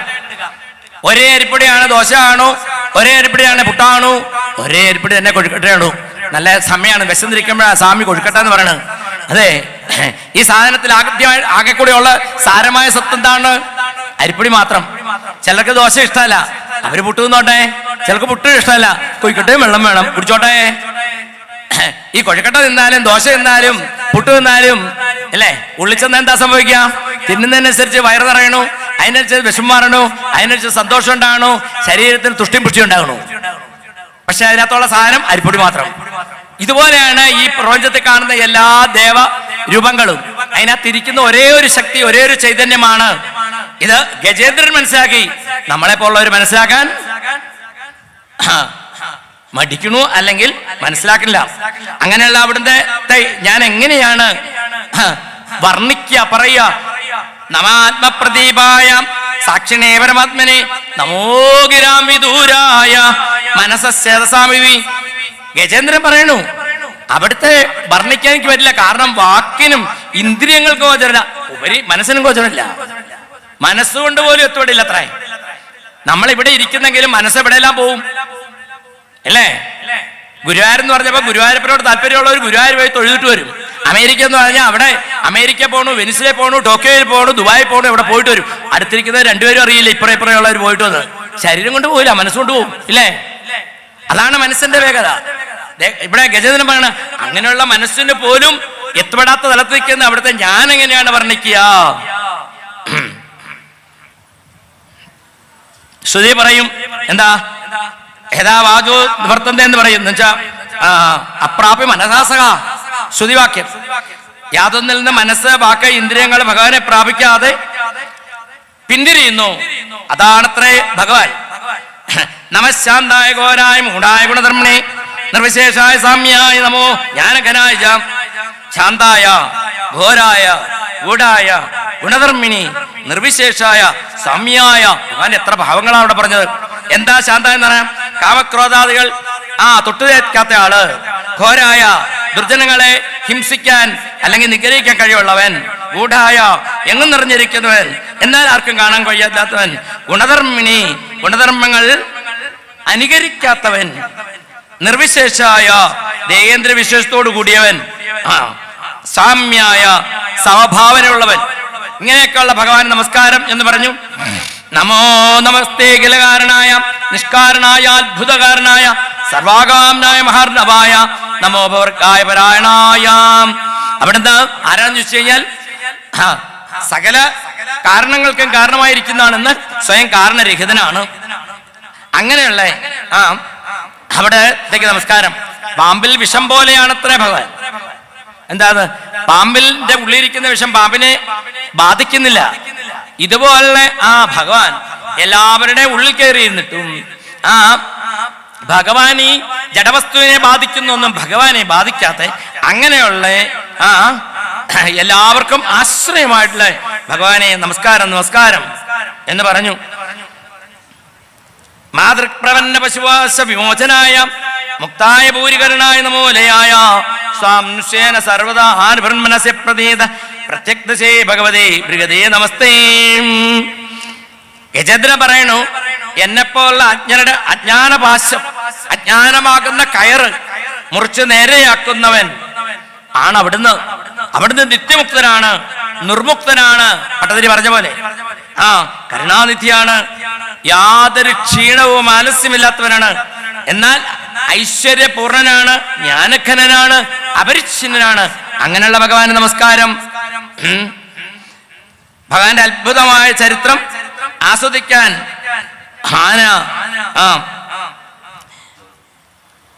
ഭാവത്തിൽ തന്നെ ജനിച്ചു എന്നുള്ളതാണ് പറയുന്നത്. അങ്ങനെയുള്ള ഭഗവാൻ ആരാണെന്ന് ഒന്നുകൂടി പറയണോ? തമക്ഷരം ബ്രഹ്മവരം പരേശം. അവിടുന്ന് ആശ്രയിതനാണ്, അക്ഷരസ്വരൂപമാണ്. അതാണല്ലോ ഭഗവാനെ അക്ഷരം എന്നൊരു പേര് കൊടുത്തിട്ടുണ്ട്. ഭഗവാന് ക്ഷരമില്ലാത്തവൻ, നാശമില്ലാത്തവനാണ്. അതുപോലെ തന്നെ പരമ്പൊരുളാണ്, അവ്യക്തനാണ്. ഭക്തി യോഗത്തിൽ അഥവാ ഭക്തന്മാരെ അനുഗ്രഹിക്കുന്ന വ്രതമെടുത്താണ്. അങ്ങനെയുള്ള ഭഗവാന് നമസ്കാരം. സഭൈന ദേവാസുരമത്യതിര്യ നസ്ത്രീ നശണ്ടോ നവാൻ നജന്തോ. അവിടുന്ന് ദേവനല്ല, അസുരനല്ല, തിര്യക്കുകളല്ല, പക്ഷികളല്ല, മൃഗങ്ങളല്ല, നസ്ത്രീ. ഗുരുവായൂരപ്പൻ എന്ന് പറയണത് നമ്മളിപ്പം ആ രൂപത്തെ കാണുന്ന കാര്യം ഇവിടെ പറയണു. അത് ആണല്ല പെണ്ണല്ല എന്നാ, ഇത് രണ്ടും കൂടി ചേർന്നല്ല, രണ്ടും അല്ലാത്തല്ല. അങ്ങനെയല്ലേ ഈ ഭഗവാൻ നമസ്കാരം. വേദത്തിലൊക്കെ സ്തുതികളെ നേതി നേതി നേതി എന്ന് പറയും. ഇത് ഇതല്ല ഇതല്ല ഇതല്ല എന്ന് പറഞ്ഞു പോവും ഭഗവാനെ കുറിച്ച്. ഇതാണെന്ന് പറയാൻ പറ്റില്ല. അങ്ങനെ പറഞ്ഞ് എവിടെയെങ്കിലും ചെന്ന് ഇതേന്ന് പറഞ്ഞാൽ അതാണ് ആത്മസ്വരൂപം, ബ്രഹ്മസ്വരൂപം എന്ന് പറഞ്ഞു. ആനയുടെ ശരീരത്തിൽ അജ്ഞാനം നശിപ്പിച്ച് എന്നെ നശിപ്പിക്കണമെന്ന് പ്രാർത്ഥിച്ചു. ഗജേന്ദ്രൻ പറയാണ്, ഓരോ സ്ലോ എടുക്കാൻ പറ്റില്ല, നമുക്ക് സമയം തീരാറായി. ഈ ആനയുടെ രൂപത്തിൽ ഇനി എനിക്ക് ജീവിക്കണമെന്ന് ആഗ്രഹമില്ല. അതുകൊണ്ട് ഈ ആനയുടെ രൂപത്തിലുള്ള എന്റെ അജ്ഞാനം നശിപ്പിച്ച് അവിടുത്തെ ആസ്വദിക്കാനുള്ള രൂപത്തിലേക്ക് എന്നെ ഉയർത്തണമേ എന്ന് ആന ഭഗവാനോട് നിർഗുണഭാവത്തിലാണത്രേ സ്തുതി സമർപ്പിച്ചത്.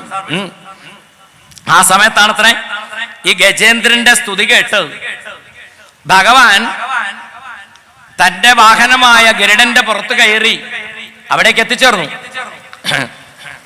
ശ്രീധരാ സൃഷ്ടപാർശ്വേ എന്ന് പറഞ്ഞാല്, ശ്രീ എന്ന് പറഞ്ഞാൽ ലക്ഷ്മി ദേവി, ധര എന്ന് പറഞ്ഞാൽ ഭൂമിദേവി. ഇത് രണ്ട് ഭഗവാന്റെ ഭാര്യമാരാണ്. അവരെ ഗരുഡന്റെ പാർശ്വഭാഗത്തിൽ ഇരുത്തിക്കൊണ്ട് ഈ കൃഷ്ണഗതയിൽ കിടന്ന് തന്നെ വിളിച്ച് പ്രാർത്ഥിച്ചുള്ള ഉത്തമ ഭക്തനായിട്ടുള്ള ഗജേന്ദ്രന്റെ കിടക്കുന്ന തടാകത്തിന് മുകളിൽ വന്ന് നിന്നത്രേ. ആ സമയത്ത് മറ്റു ദേവന്മാരും ബ്രഹ്മാവ് മഹാദേവൻ ഒക്കെ വന്നത്രേ.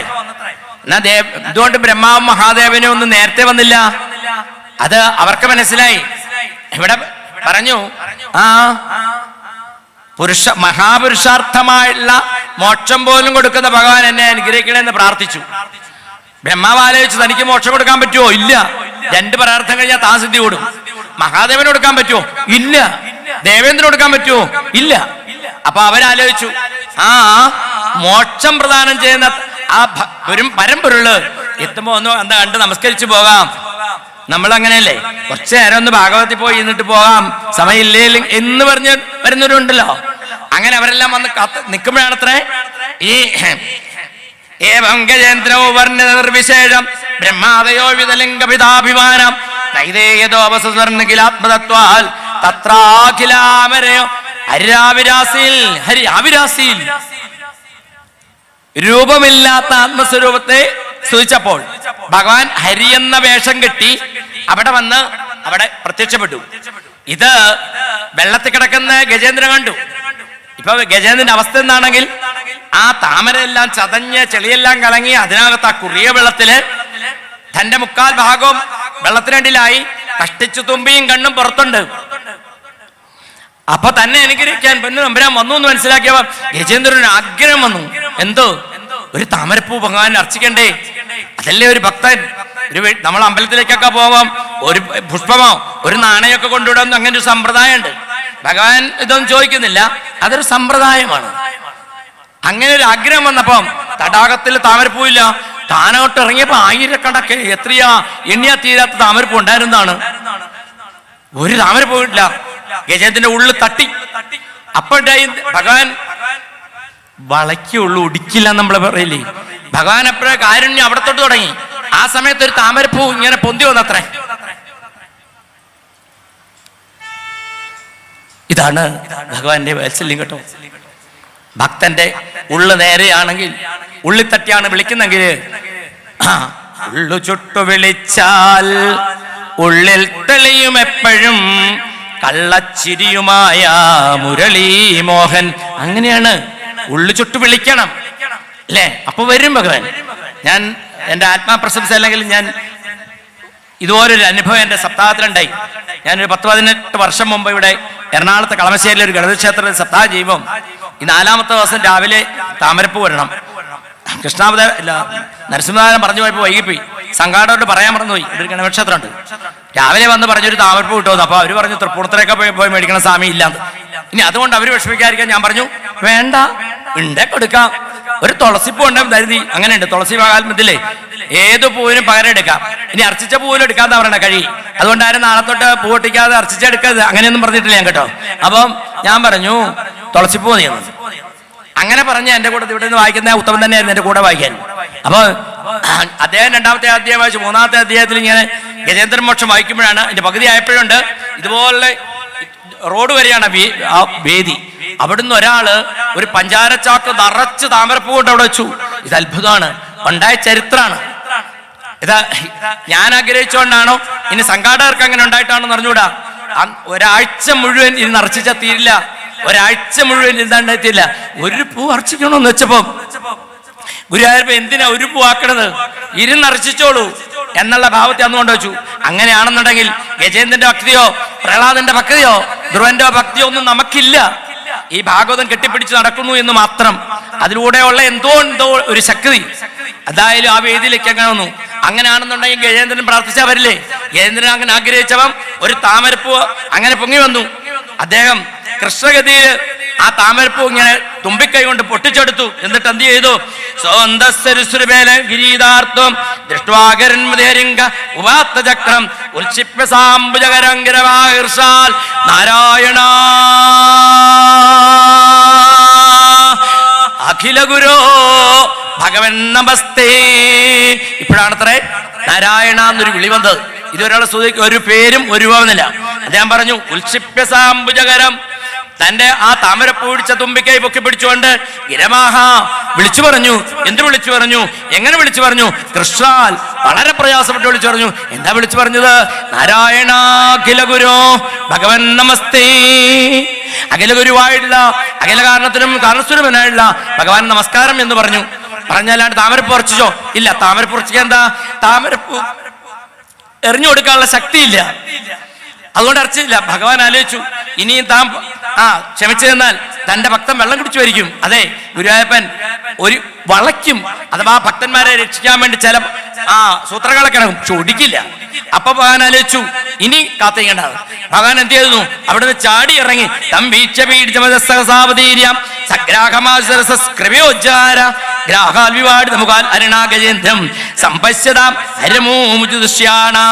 ഭഗവാൻ അവിടുന്ന് തന്റെ കൂടെ വന്നിട്ട് ഭാര്യമാരോട് പറയാതെ തന്റെ വാഹനത്തിന്റെ വേഗത പോരെന്ന് തോന്നി അദ്ദേഹം ഭൂരി കാരുണ്യ വേഗാൽ പടതിരി അങ്ങനെ പറഞ്ഞ് കാരുണ്യത്തിന്റെ ദയയുടെ കൃപയുടെ വേഗത്തിൽ ഭഗവാൻ അങ്ങോട്ട് ചാടി ഇറങ്ങി വന്ന് ആ താമരപ്പൂ പിടിച്ചിരിക്കുന്ന തുമ്പിക്കൈയിൽ അടുത്ത കഴിഞ്ഞിട്ട് പിടിച്ച് പൊക്കിയെടുത്തത്രേ. പൊക്കിയെടുത്തപ്പോണ്ട് തനിക്ക് തന്റെ ലോകത്തേക്ക് തന്റെ ഭക്തരെ കൊണ്ടുപോകാനൊരു തടസ്സം, ഒരു മുതല പിടിച്ചു കിടക്കണു. ഭഗവാൻ എന്ത് ചെയ്തു? നക്രം ചക്രേണ കൊന്നക്കരിവനത സായുജ്യമേക്കീ മുകുന്ദൻ. വഴങ്ങുന്ന ഗുരുനാഥൻ അങ്ങനെ ചെയ്തു. തന്റെ ചക്രത്തെ വെച്ച് ആ മുതലെ മുറിച്ചു എന്നാണ് എന്റെ ഗുരുനാഥൻ പറയും. നെടുകെ മുറിച്ചത്രേ. ഭാഗവത്തിൽ നെടുകെ മുറിച്ചെന്ന് പറയുന്നില്ല. പിന്നെ എന്താ അങ്ങനെ പറഞ്ഞത്? കുറുകെ മുറിച്ചു കഴിഞ്ഞാൽ പിടിപിടില്ല. ശബരിമലയ്ക്ക് പോയിട്ടുള്ളവർക്കറിയാം, കാലിൽ അട്ടയൊക്കെ പിടിക്കും. അതിനെ പിടിച്ചു വലിച്ചു കഴിഞ്ഞാൽ പിന്നെ ഇവിടെ വന്നു കഴിഞ്ഞാൽ പിന്നെ ഹോസ്പിറ്റലിൽ പോകേണ്ടി അവിടെ പഴുക്കുകയൊക്കെ ചെയ്യും. അവരതിനകത്ത് വിക്സോ എന്തെങ്കിലും തേക്കും. ഇതുപോലെ കുറുകെ മുറിച്ചില്ല, നെടുകെ മുറിച്ച് രണ്ടിനെയും പിടുത്താം. അങ്ങനെ നെടുകെ മുറിച്ച് തന്റെ ഭക്തന്റെ കാല് പിടിച്ചായില്ല, അദ്ദേഹത്തിന് ആദ്യം അനുഗ്രഹം കൊടുത്തു. അദ്ദേഹത്തിനെ ഗന്ധർവനാക്കി ഗന്ധർവന്മാരുടെ ലോകത്തേക്ക് വിട്ടു. അതെന്താ? അദ്ദേഹത്തിന് ആദ്യം അനുഗ്രഹിച്ചത് നമ്മൾ ഇന്ന് രാവിലെയും കേട്ടു, ഇന്നലെയും കേട്ടു. ഭഗവാനെ നേരിട്ട് നമ്മൾ സേവിക്കുന്നതിനേക്കാൾ കൂടുതൽ അനുഗ്രഹം ഭഗവാന്റെ ഭക്തന്റെ പിന്നാലെ നടക്കുന്നവരെ ഭഗവാൻ അനുകരിക്കും. ലോകനാഥ കുലശേഖര ആൾവാർ പാടിയത് അങ്ങനെയാണ്.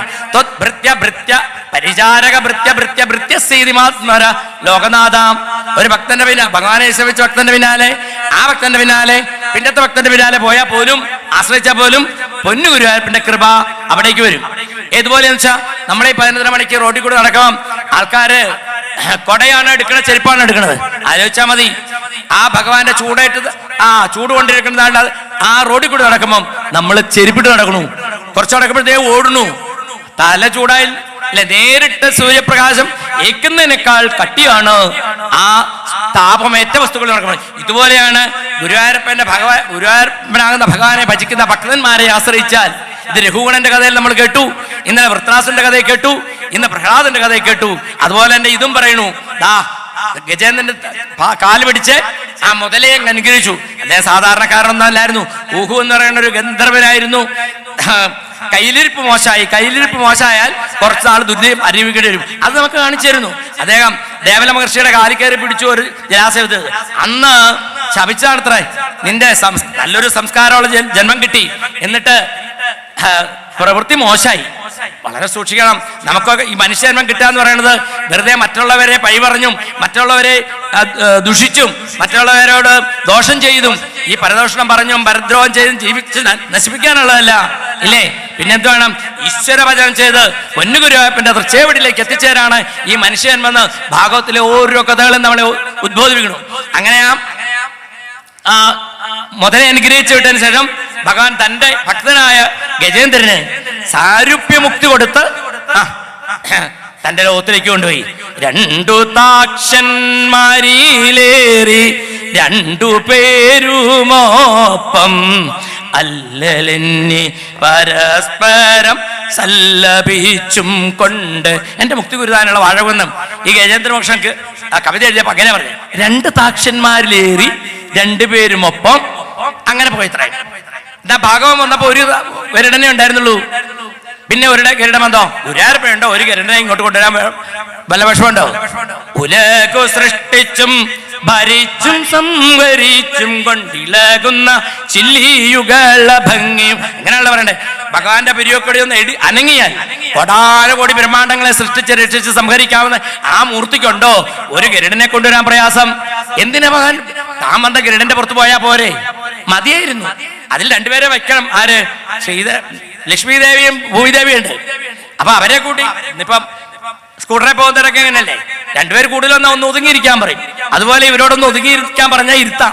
പക്ഷേ ഭഗവാന് തന്റെ ഭക്തനായ ഗജേന്ദ്രനോട് ഈ ഗജേന്ദ്രമോക്ഷത്തിന്റെ ഫലശ്രുതി പറയണം. അത് നേരിട്ട് പറയണം. നേരിട്ട് പറഞ്ഞ ഒരു പ്രകരണം കൂടി ചെയ്തു. അപ്പൊ പുറയിലിരുത്തിയാൽ എന്താവും? പറഞ്ഞാൽ കേൾക്കില്ല. സൈഡിൽ കൂടി പോയാലോ? അങ്ങനെ 2 സ്കൂട്ടറിൽ കൂടി പോകുമ്പോ നമ്മൾ എന്താവും? അടുത്തുകൂടി പോകുന്ന ആളോട് പറഞ്ഞാൽ മനസ്സിലാവും. പുറകെ ഇരിക്കുന്ന ആളോട് പറഞ്ഞാലോ? അപ്പൊ ചിലപ്പോ വണ്ടി ഓടിക്കുന്ന ആൾ എന്തെങ്കിലുമൊക്കെ പറയും. പുറകെ ഇരിക്കുന്ന എന്ന് പറയും. ചില അപകടങ്ങൾ പറഞ്ഞാലും എന്ന് മൂടും. അതുപോലെയല്ലേ?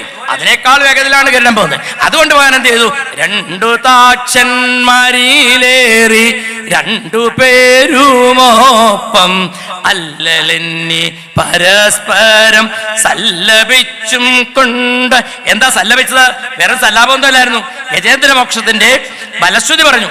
ആരാണോ എന്നെയും നിന്നെയും ഈ തടാകത്തെയും ഇതിലുള്ള താമരകളെയും താമരച്ചെടികളെയും ഈ ഉദ്യാനത്തെയും ഇതിലുള്ള പക്ഷികളെയും മൃഗങ്ങളെയും ഇതിലുള്ള മുൾച്ചെടികളെ പോലും ആരാണോ ഭക്തിയോടുകൂടി സ്മരിക്കുന്നത് അവർക്ക് നിനക്ക് തന്നതുപോലെ സാരൂപ്യമുക്തി കൊടുത്ത് അനുഗ്രഹിക്കും. അപ്പൊ ഭഗവാൻ തന്നെ പറഞ്ഞു, ഈ ഗജേന്ദ്രൻ കൊടുത്ത് സ്വരൂപമുക്തി ഭഗവാനെ പോലെയാക്കി. സായുജ്യമുക്തി, സാലോക്യമുക്തി, ഇങ്ങനെ പലതുണ്ട്. അങ്ങനെ ഭഗവാനെ പോലെയാക്കി തന്റെ ഭക്തനെ ശംഖുനാദം വിളിച്ചുകൊണ്ട് അങ്ങോട്ട് പോയി. ഇതാണ് ഭഗവാന്റെ കൃപ. ഇതിന്റെ ഫലശ്രുതി മറ്റൊന്ന് പറഞ്ഞു. ഇതൊക്കെ എന്താ പറയാ, ഗജേന്ദ്രമോക്ഷ പ്രഭാതത്തില് ആരാണോ സദ്യയോടുകൂടെ പാടുക, കേൾക്കുക, സ്മരിക്കുക, അവർക്ക് ധനം ഉണ്ടാകും, യശസ് ഉണ്ടാവും. അഥവാ ഇഹത്തിലും പരത്തിലുള്ള നന്മ ഉണ്ടാകുന്ന വേദവ്യാസം പറഞ്ഞു. നല്ല ഇഹത്തിലും പരത്തിലും. ഭട്ടതിരി എന്ന് പറഞ്ഞു, ശുദ്ധ്വാ സ്തോത്രം നിർഗുണസ്ഥം സമസ്തം ബ്രഹ്മേശാദ്യന്നാഹമിത്യപ്രയാതേ സർവാത്മാത്വം ഭൂരി കാരുണ്യമേകാൽ താക്ഷാരൂഢ പേഷുതോ ഭൂപുരസ്ഥാല്. കാരുണ്യവേകാൽ ഒരു തോന്നുന്നു. അങ്ങനെയുള്ള മോക്ഷം സ്മരിച്ചാൽ ഭട്ടതിരി ഉറപ്പിച്ചു പറഞ്ഞു ശ്രേയസ് ഉണ്ടാകുമെന്ന്. അതെന്താ അങ്ങനെ ഭട്ടതിരി അങ്ങനെ പറഞ്ഞു? അതെ, നമ്മുടെ ജീവിതത്തിൽ 2 നേട്ടങ്ങളാണ് ഉണ്ടാകുക. അതിന്റെ സബ്സിഡിയറി ആയിട്ട് പിന്നെ പലതും വരും. ഒന്ന് പ്രേയസ്, മറ്റൊന്ന് ശ്രേയസ്. പ്രേയസ് എന്ന് പറഞ്ഞാൽ ഭൗതികമായ നേട്ടങ്ങൾ, ശ്രേയസ് എന്ന് പറഞ്ഞാൽ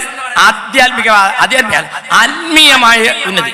ആധ്യാത്മികം എന്ന് പറഞ്ഞാൽ ഇത് പ്രേയസ് തന്നെയാവും. കാര്യം വെച്ചാൽ ആത്മാവിനെ കുറിച്ചും അനാത്മാവിനെ കുറിച്ചും ചർച്ച ചെയ്യുന്നതാണ് ആധ്യാത്മികം. അപ്പൊ ആത്മീയമായ നേട്ടം ഉണ്ടാവും എന്ന് പറഞ്ഞു. അതാണ് നമുക്ക് വേണ്ടത്. ഇതെല്ലാം ഇത് നാറി പിടിച്ചു പോകുന്നതാണ്, ഇന്നലെ നാളെ നശിക്കുന്നതാണ്. അതിന്റെ പിന്നാലെ പോയാൽ ദുരിതം ഉണ്ടാവുള്ളൂ. ഗുരുവായൂരപ്പന്റെ പിന്നാലെയാണ് പോകുന്നെങ്കിലോ കൃഷ്ണഗതയിൽ കിടന്ന ആനയ്ക്ക് പോലും മോക്ഷം കൊടുത്തേ ഭഗവാൻ. നമ്മൾ ഭഗവാനെ വിളിച്ച വരില്ലേ? വരും, ഉറപ്പാണ്. അപ്പൊ അതുകൊണ്ട് ഗജേന്ദ്രമോക്ഷം പ്രഭാതത്തിൽ സ്മരിച്ചാല് നമുക്ക് ആത്മീയമായ നേട്ടം ഉണ്ടാവുമെന്ന് പറഞ്ഞു. ഇനിയിപ്പോ അതിന്റെ ഫലശ്രുതി അതാണ്. ഭാഗവത്തിലാണെങ്കിൽ ഇത് രാവിലെ ഒന്ന് സ്മരിക്കണമെങ്കിൽ 3 ചെറിയ അധ്യായങ്ങളാണ് വായിച്ചു ചെയ്യലോണ്ട് ഒരു 10 മിനിറ്റ് കഷ്ടി മതി. നമ്മുടെ ആൾക്കാർക്ക് അതിന് നേരെയില്ലാത്തവരാണല്ലോ. ഇനി 10 മിനിറ്റ് ഇല്ല എന്ന് പറയുന്നവർക്ക് ഭട്ടതിരി 9:15 ശ്ലോകത്തിൽ കുറിച്ച് വെച്ചിട്ടുണ്ട്. ഇന്ദ്രദ്യുമ്ന പാണ്ഡ്യഖണ്ഡിതാധിരാജാൻ പറയും, അത് സ്മരിച്ചാലും മതി. ഇനി അതും സ്മരിക്കാൻ നേരെയില്ലെങ്കിൽ എന്റെ ഗുരുനാഥൻ ചിട്ടപ്പെടുത്തിയിട്ടുണ്ട് ഒരു ശ്ലോകത്തിൽ, അത് സ്മരിച്ചാലും മതി. എത്ര അതിന്റെ പേരില്ല, കുംഭീന്ദ്രൻ പോയി ത്രികൂടാജലസരസി പണ്ടകസ്ത്യശാപാൽ പിൻകാലിന്മേൽ പിടിച്ചു മുതല കടിവിടാ ഞായിരത്താണ്ടുഴന്നാൽ അന്നേരം വന്നു പോന്നു മുരരിപു ഗരുഡാരൂഢനായി ധന്യശക്തിയ നക്രം ചക്രേണ കൊന്നക്കരിവരതാ സായൂജ്യമേകി മുകുന്ദൻ. ഈ ശ്ലോകം കൂടി വന്നാൽ ജപിക്കാൻ ഒരു 8 സെക്കൻഡ് മതി, ഇല്ലെങ്കിൽ 10 സെക്കൻഡ്. അത് ജപിച്ചാലും ഭഗവാൻ അനുഗ്രഹം. അവിടെയാണ് ഗുരുനാഥനാണ് പറഞ്ഞത്, പിൻകാലിന്മേൽ കടിച്ചു മുതല കടിവിടാൻ ഞായിരത്താണ്ടുഴന്നാൽ. ഭാഗവതില്ല, ഗുരുനാഥൻ പറഞ്ഞത് യുക്തിയുണ്ട്. ഞാൻ മുൻകാലം പിടിച്ച ആനയ്ക്ക് പിൻകാലം കൊണ്ട് തട്ടിപ്പിക്കാം, അല്ലെ തുമ്പിക്കൊണ്ട് വലിച്ചറിയാം. പക്ഷെ പിൻകാലം പിടിച്ച തുമ്പിയും വരില്ല, മുൻകാലം വരില്ല. അതുകൊണ്ട് പിൻകാലം പിടിച്ചു. അങ്ങനെ അത്യത്ഭുതകരമായ രീതിയിൽ കൃഷ്ണഗതയിൽ ആനയുടെ രൂപത്തിൽ കിടന്നുകൊണ്ട് പൂർവ്വജന്മത്തിലെ ഇന്ദ്രദ്യുമ്നാവുന്ന ജീവൻ ഭഗവാനെ സ്മരിച്ചപ്പോൾ ഭഗവാൻ ആ ജീവനെ തന്റെ ലോകത്തേക്ക് കൊണ്ടുപോയ കഥയാണ് ഗജേന്ദ്രമോക്ഷം. ഈ ഗജേന്ദ്രമോക്ഷം എന്ന് പറയുന്ന ആനയുടെ കഥയല്ല. ഗാർഹസ്ഥ്യ സരസിൽ കളിക്കുന്ന ഒരു ജീവനെ പ്രാരബ്ധം രോഗാതിരൂപേണ വന്ന് നമ്മളെ പിടികൂടുമ്പോൾ നമ്മളാകുന്ന ജീവനെ രക്ഷിക്കാൻ നമ്മുടെ ബന്ധുക്കൾക്കോ ഭാര്യയ്ക്കോ മക്കൾക്കോ ഭർത്താവിനോ നമ്മുടെ ബാങ്ക് ബാലൻസിനോ ഒരു വൈദ്യർക്ക് പോലും സാധിക്കില്ല എന്നും, എന്നാൽ അങ്ങനെയുള്ളവരെ പോലും ഗുരുവായൂരപ്പൻ രക്ഷപ്പെടുത്തും, കൈവിടില്ല എന്ന് ഉറക്കെ പ്രഖ്യാപിക്കുന്ന കഥയാണ് ഈ ഗജേന്ദ്രമോക്ഷം. ഭഗവാന്റെ കൃപ കൊണ്ട് ആ കഥ ഗജേന്ദ്രമോക്ഷം കഥ ഇവിടുന്ന് എങ്ങനെയൊക്കെ KK എക്സ്പ്രസ്മാരൊക്കെ ഞാൻ ഓടിയിട്ടുണ്ട്. അങ്ങനെയൊക്കെ പറഞ്ഞു. എന്തെങ്കിലും നല്ലതുകൊണ്ട് വല്ലതും ഉണ്ടെങ്കിൽ അത് എൻ്റെ അല്ല കേട്ടോ, അതെൻ്റെ ഗുരുവാന്റെ, എൻ്റെ ഗുരുവായൂരപ്പനെയാണ്. അവരുടെ ആ കൃപയാണ്, അവരുടെ വാത്സല്യമാണ് ഈ പറഞ്ഞ വാക്കുകളെല്ലാം. ഇവിടെ ഉച്ചരിച്ച വാക്കുകൾ എല്ലാം അത് നാമകുസുമങ്ങളായിട്ട് ഗുരുവായൂരപ്പന്റെ പാദത്തിലേക്ക് സമർപ്പിക്കുകയാണ്. എന്തിനു വേണ്ടി ചെയ്തെന്നാണെങ്കിൽ ഭട്ടതിരിയുടെ വാക്ക് കടമെടുക്കണു. ത്വൽ പ്രസാദായ ഭൂയാൻ, ഭഗവാനെ സന്തോഷിക്കണേ സന്തോഷിക്കണേ സന്തോഷിക്കണേ എന്ന് പ്രാർത്ഥിക്കണു. ഇവിടെയുള്ള എല്ലാ ജീവന്മാർക്കും ഭഗവാനെ അനുഗ്രഹം ചൊരിയണേ എന്ന് പറഞ്ഞുകൊണ്ട് ഈ സത്രം ആനന്ദകരമായിട്ട് ഉയർന്നുയർന്ന് ആനന്ദകരമായി സമർപ്പിക്കാൻ കഴിയട്ടെ എന്ന് പ്രാർത്ഥിച്ചുകൊണ്ട് ഇതുപോലെ വേദിയും പന്തലും ആ ഭക്ഷണ സൗകര്യങ്ങളും ചിട്ടപ്പെടുത്തിയുള്ള ആ സംഘാടകർക്ക് ശേഷിയും ശേമുഷിയും കൊടുക്കട്ടെ എന്നോട് പ്രാർത്ഥിച്ചുകൊണ്ട് ഇവിടെ വന്നിരിക്കുന്ന എല്ലാ ഭക്തങ്ങളെയും പ്രാർത്ഥനയില് ഞാൻ മനസ്സുകൊണ്ട് നമസ്കരിച്ചുകൊണ്ട് ഇവിടെ ഇപ്പൊ സമർപ്പിക്കട്ടെ. എല്ലാവർക്കും നമസ്കാരം. കായേന വാചാ മനസേന്ദ്രിയൈർവ ബുദ്ധ്യാത്മനാ വാ പ്രകൃതേ സ്വഭാവാൽ കരോമി യദ്യൽ സകലം പരസ്മൈ നാരായണായേതി സമർപ്പയാമി. സർവം ശ്രീ നാരായണായേതി സമർപ്പയാമി. ഓം തത്സത്.